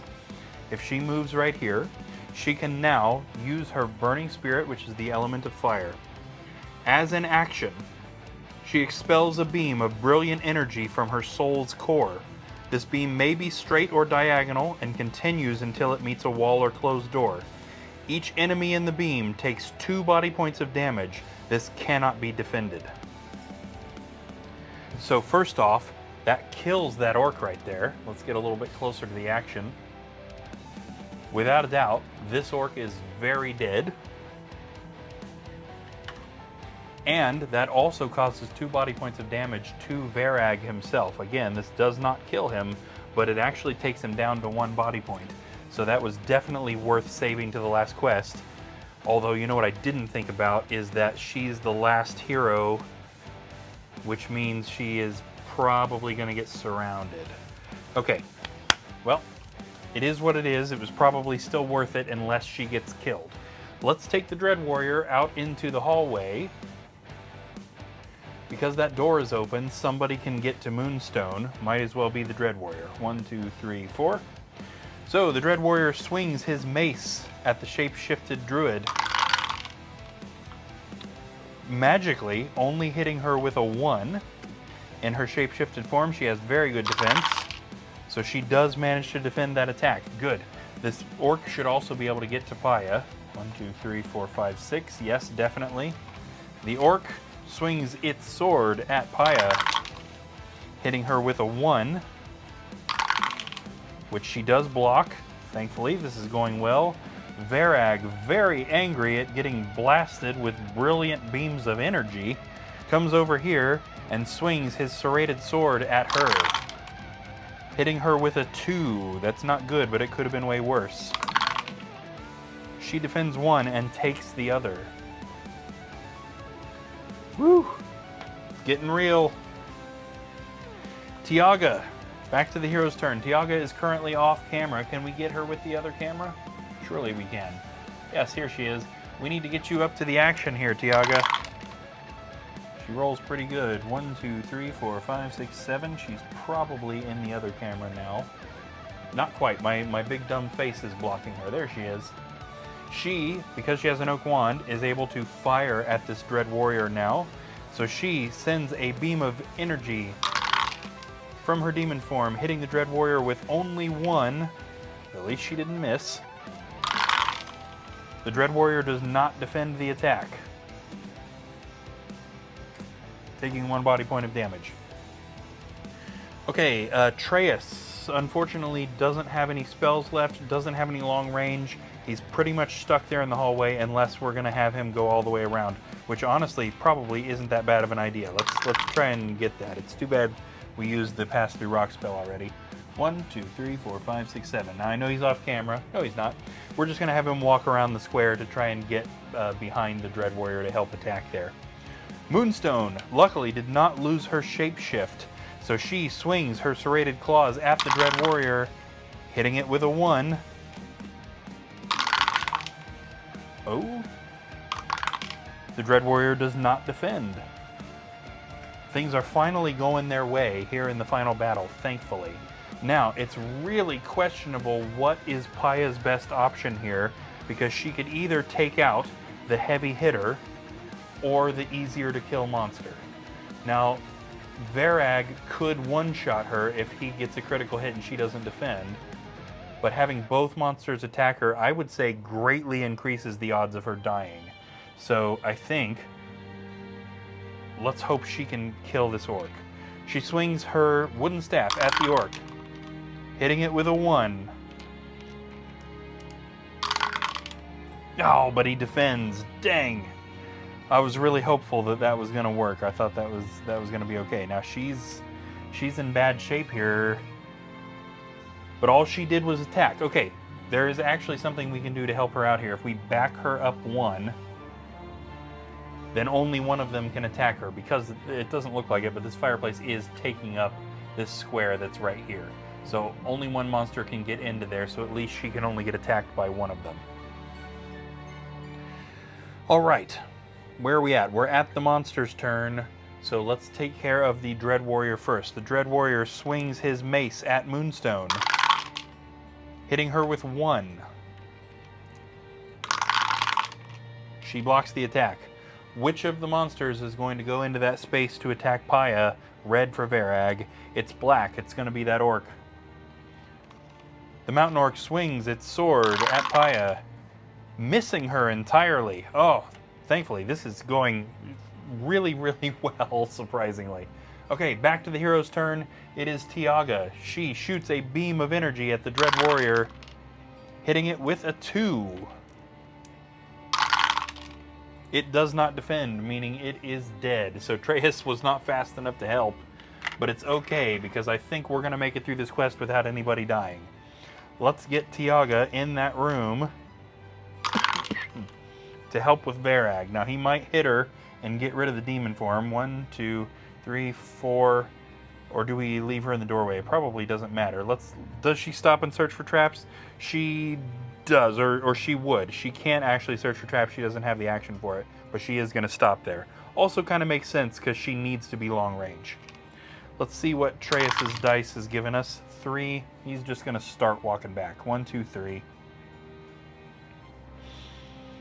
Moonstone is going to get in there. 1, 2, 3. Let's get her attacking. In her shapeshifted form, she swings her claws at Varag the gargoyle, hitting him with a 2. Now gargoyles have pretty crazy defense, but he doesn't defend a single thing. Moonstone has successfully killed Varag the gargoyle. We need to make sure we mark that on her sheet as an accomplishment. Let's get him put away. I'm just going to go ahead and write that now so that I don't forget. Moonstone killed Varag. Okay, but they are not quite out of the woods yet unless Paya can land a good hit. So Paya is going to swing her wooden staff at the mountain orc, hitting it with a 1. It also does not defend. Nice. Oh man, I was getting real worried there at the end that we were going in a bad direction, but they managed to do it. Now we're not completely done yet. Let's get this figured out. Monster's turn. Obviously there is nobody, so we are back to Tiaga, and now she stopped here for the purpose of searching for traps. So she searches this room for traps and finds none. Go ahead and move her, because theoretically they would need to walk back to the exit. 1, 2, 3, 4, 5, 6. We're not actually going to make them walk to the exit, but theoretically, if she's going to be doing something, it would be that. Treyas, probably the same thing.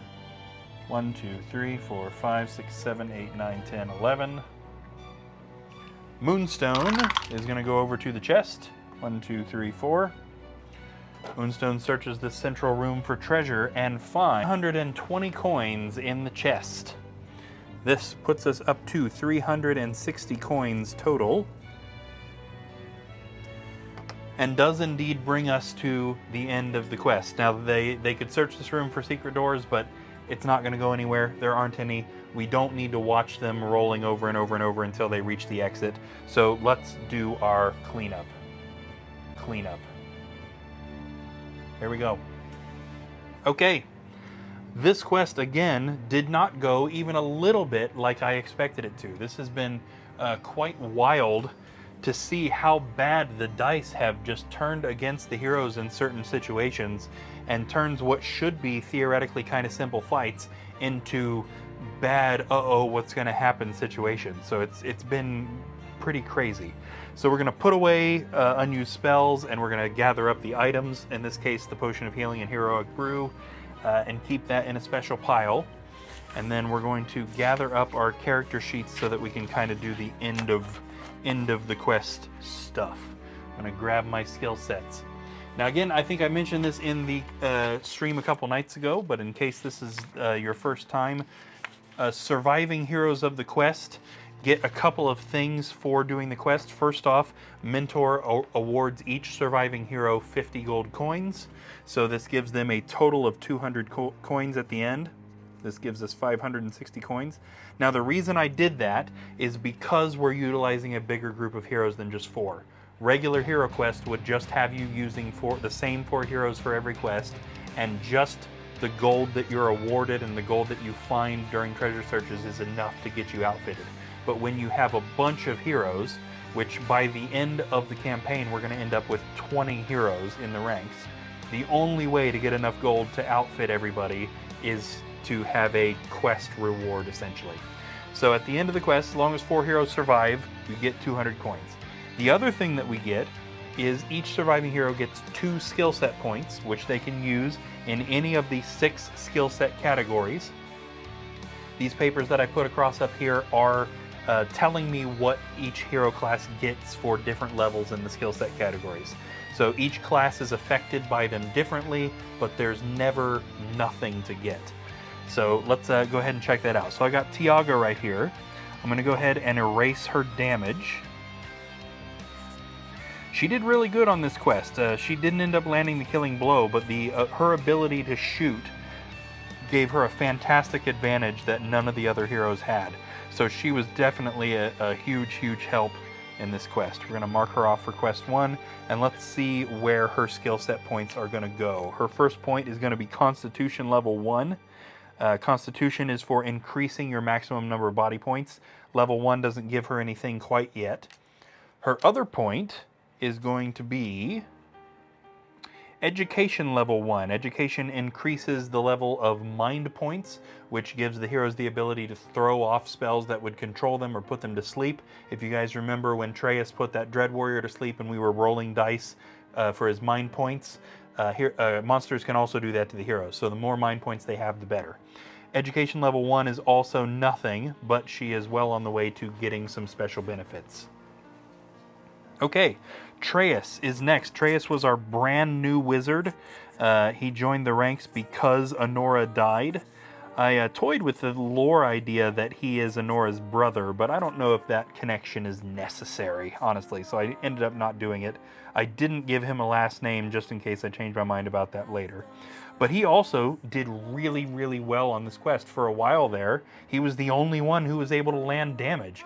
And it is a small miracle that he was able to completely on his own take care of that room with the Dread Warrior and the Chaos Warrior. That room has caused the death of 1,000 heroes of people playing Hero Quest for the first time. This is a hard first quest. Let's see what he's getting as far as skill set points. First off, he is going to go for Magic Skill level 1. Now, Magic Skill allows the heroes to access the higher tiers of spells that I've created, as well as some of the specialty sets. So let's see, Magic Skill 1 for the wizard is nothing quite yet, but eventually he'll get tier 2 spells, which are really good. And his second point is Magic Memorization 1. Now, Magic Memorization allows the heroes to carry more spells into the quests, and also to ask for certain spells by name rather than having them randomly drawn. Let's see if Magic Memorization level 1 is anything. No, but at level 2, he'll get to pick one spell by name. So again, no specific benefits yet, but well on the way to some really good stuff. Moonstone, probably the star of the show, actually managed to end the quest at full health, thanks to the healing elements. Ended the quest shapeshifted, and she was the one who dealt the killing blow to the boss, which is no small feat, especially considering the amount of time she spent missing a goblin over and over and over and over. So really impressed that she kind of came through there in the end. Let's see what her skills are going to be. The first one is going to be Magic Memorization level 1, which again is nothing for a druid, but level 2 will give her an extra spell per quest. Her second point is going to go to Magic Skill 1, so she took the same things Treyas did. Magic Skill 1 for a druid is also nothing. So we're kind of building towards some special increases. Okay. And finally, Paya. We're going to go ahead and erase all her damage here. And I'll be honest, kind of disappointed by her performance in this quest. Not that she was useless. She definitely did some good things. That Burning Spirit taking most of Varag's health was a really important part of why they were able to take the boss room out so quickly. So we can't take that away from her. But, excuse me. Missing that skeleton over and over and over and over and over and over and over in that one room was one of the more frustrating things I've ever experienced playing this game. So I can't help but be a little bit disappointed in that regard. Let's see where her points are going. Her first point is going to be Combat level 1. I think she does actually get stuff for that. So Combat allows a variety of things across the different classes, but mostly it allows them to increase their base attack and base defense stats, which help them if they get their weapons or armor taken away. Important to note that there's a difference between how heroes benefit from weapons and armor. Weapons just have a set amount of dice you get to throw if you're using that weapon. Your base attack doesn't matter at all. If you're using a staff, it's 2 dice. If you're using a broadsword, it's 3 dice. Doesn't matter if your base attack is 4. In that case, you ought to sell your weapon and just use your fists. But in defense, the armor builds on your base defense stat. So her base defense is 1. She's wearing that rusty armor, which is +1, which gives her 2 defense. So let's see. Combat level 1 for the monk increases her base defense by 1. Excellent. So her base defense is now 2, which is good because now that I forgot to erase the rusty armor off everybody else's character sheet. Now that they've gone on their first quest, they're going to have to buy their own armor in following quests. So, okay, and then her other point is going to be education level 1, which again is mind points. Level 1 isn't anything. But that's where we're at. I'm going to go ahead and erase the rusty armor off the other sheets real quick so I don't forget, and adjust the defense dice accordingly. But that is it. That is the first official quest in our first quest book. And again, that is a very difficult first quest. That's another part of the reason that I ended up putting the introduction quest before that one, just so that it gives us a little bit of gold and stuff so that the heroes aren't going into this with nothing. This was always a surprisingly difficult quest, and I think you guys will see that if you tune in tomorrow. Yes, tomorrow night. I mean, it's 3 a.m., so I guess technically today. Tomorrow night we are going to be streaming again from this very channel, doing the next quest, and I think that if you compare the difficulty of Felmarg's Tube, the quest we just did, with tomorrow's quest, you will see just how difficult this was for essentially an opening to the book. The next quest is much easier, theoretically should be much shorter. Now, I know I said a couple nights ago that the episodes probably weren't going to be as long as that first one was. This one is significantly longer. That quest, just sometimes the dice let you fly through it, and sometimes the dice are against the heroes and it takes them a ton of time to get through it. But either way, I appreciate anybody who has watched any part of this, whether you've watched the whole thing or whether you watched just a little bit of it. I can't tell you how much I appreciate the time that you've spent watching this. I hope you've enjoyed what you've seen, and also the music you've heard in the background, which is also either songs that I've entirely recorded myself or songs by my band Afterwinter. A ton of great music, so I hope you enjoyed what you heard as well. You can find all of that stuff on Apple Music and Spotify and YouTube and all those things. Give us a follow if you wouldn't mind. A subscribe on YouTube would also be super handy. We also have a Facebook page if you want to go follow there on that. And of course, we will be streaming most nights of the week. Every night but Thursday night, we are going to be on this channel streaming something. Usually it's going to be quests, but if you tune in on a Sunday night or a Wednesday night, it's going to be painting. Thank you guys so much one more time for tuning in, and we will catch you tomorrow on Midnight Quest.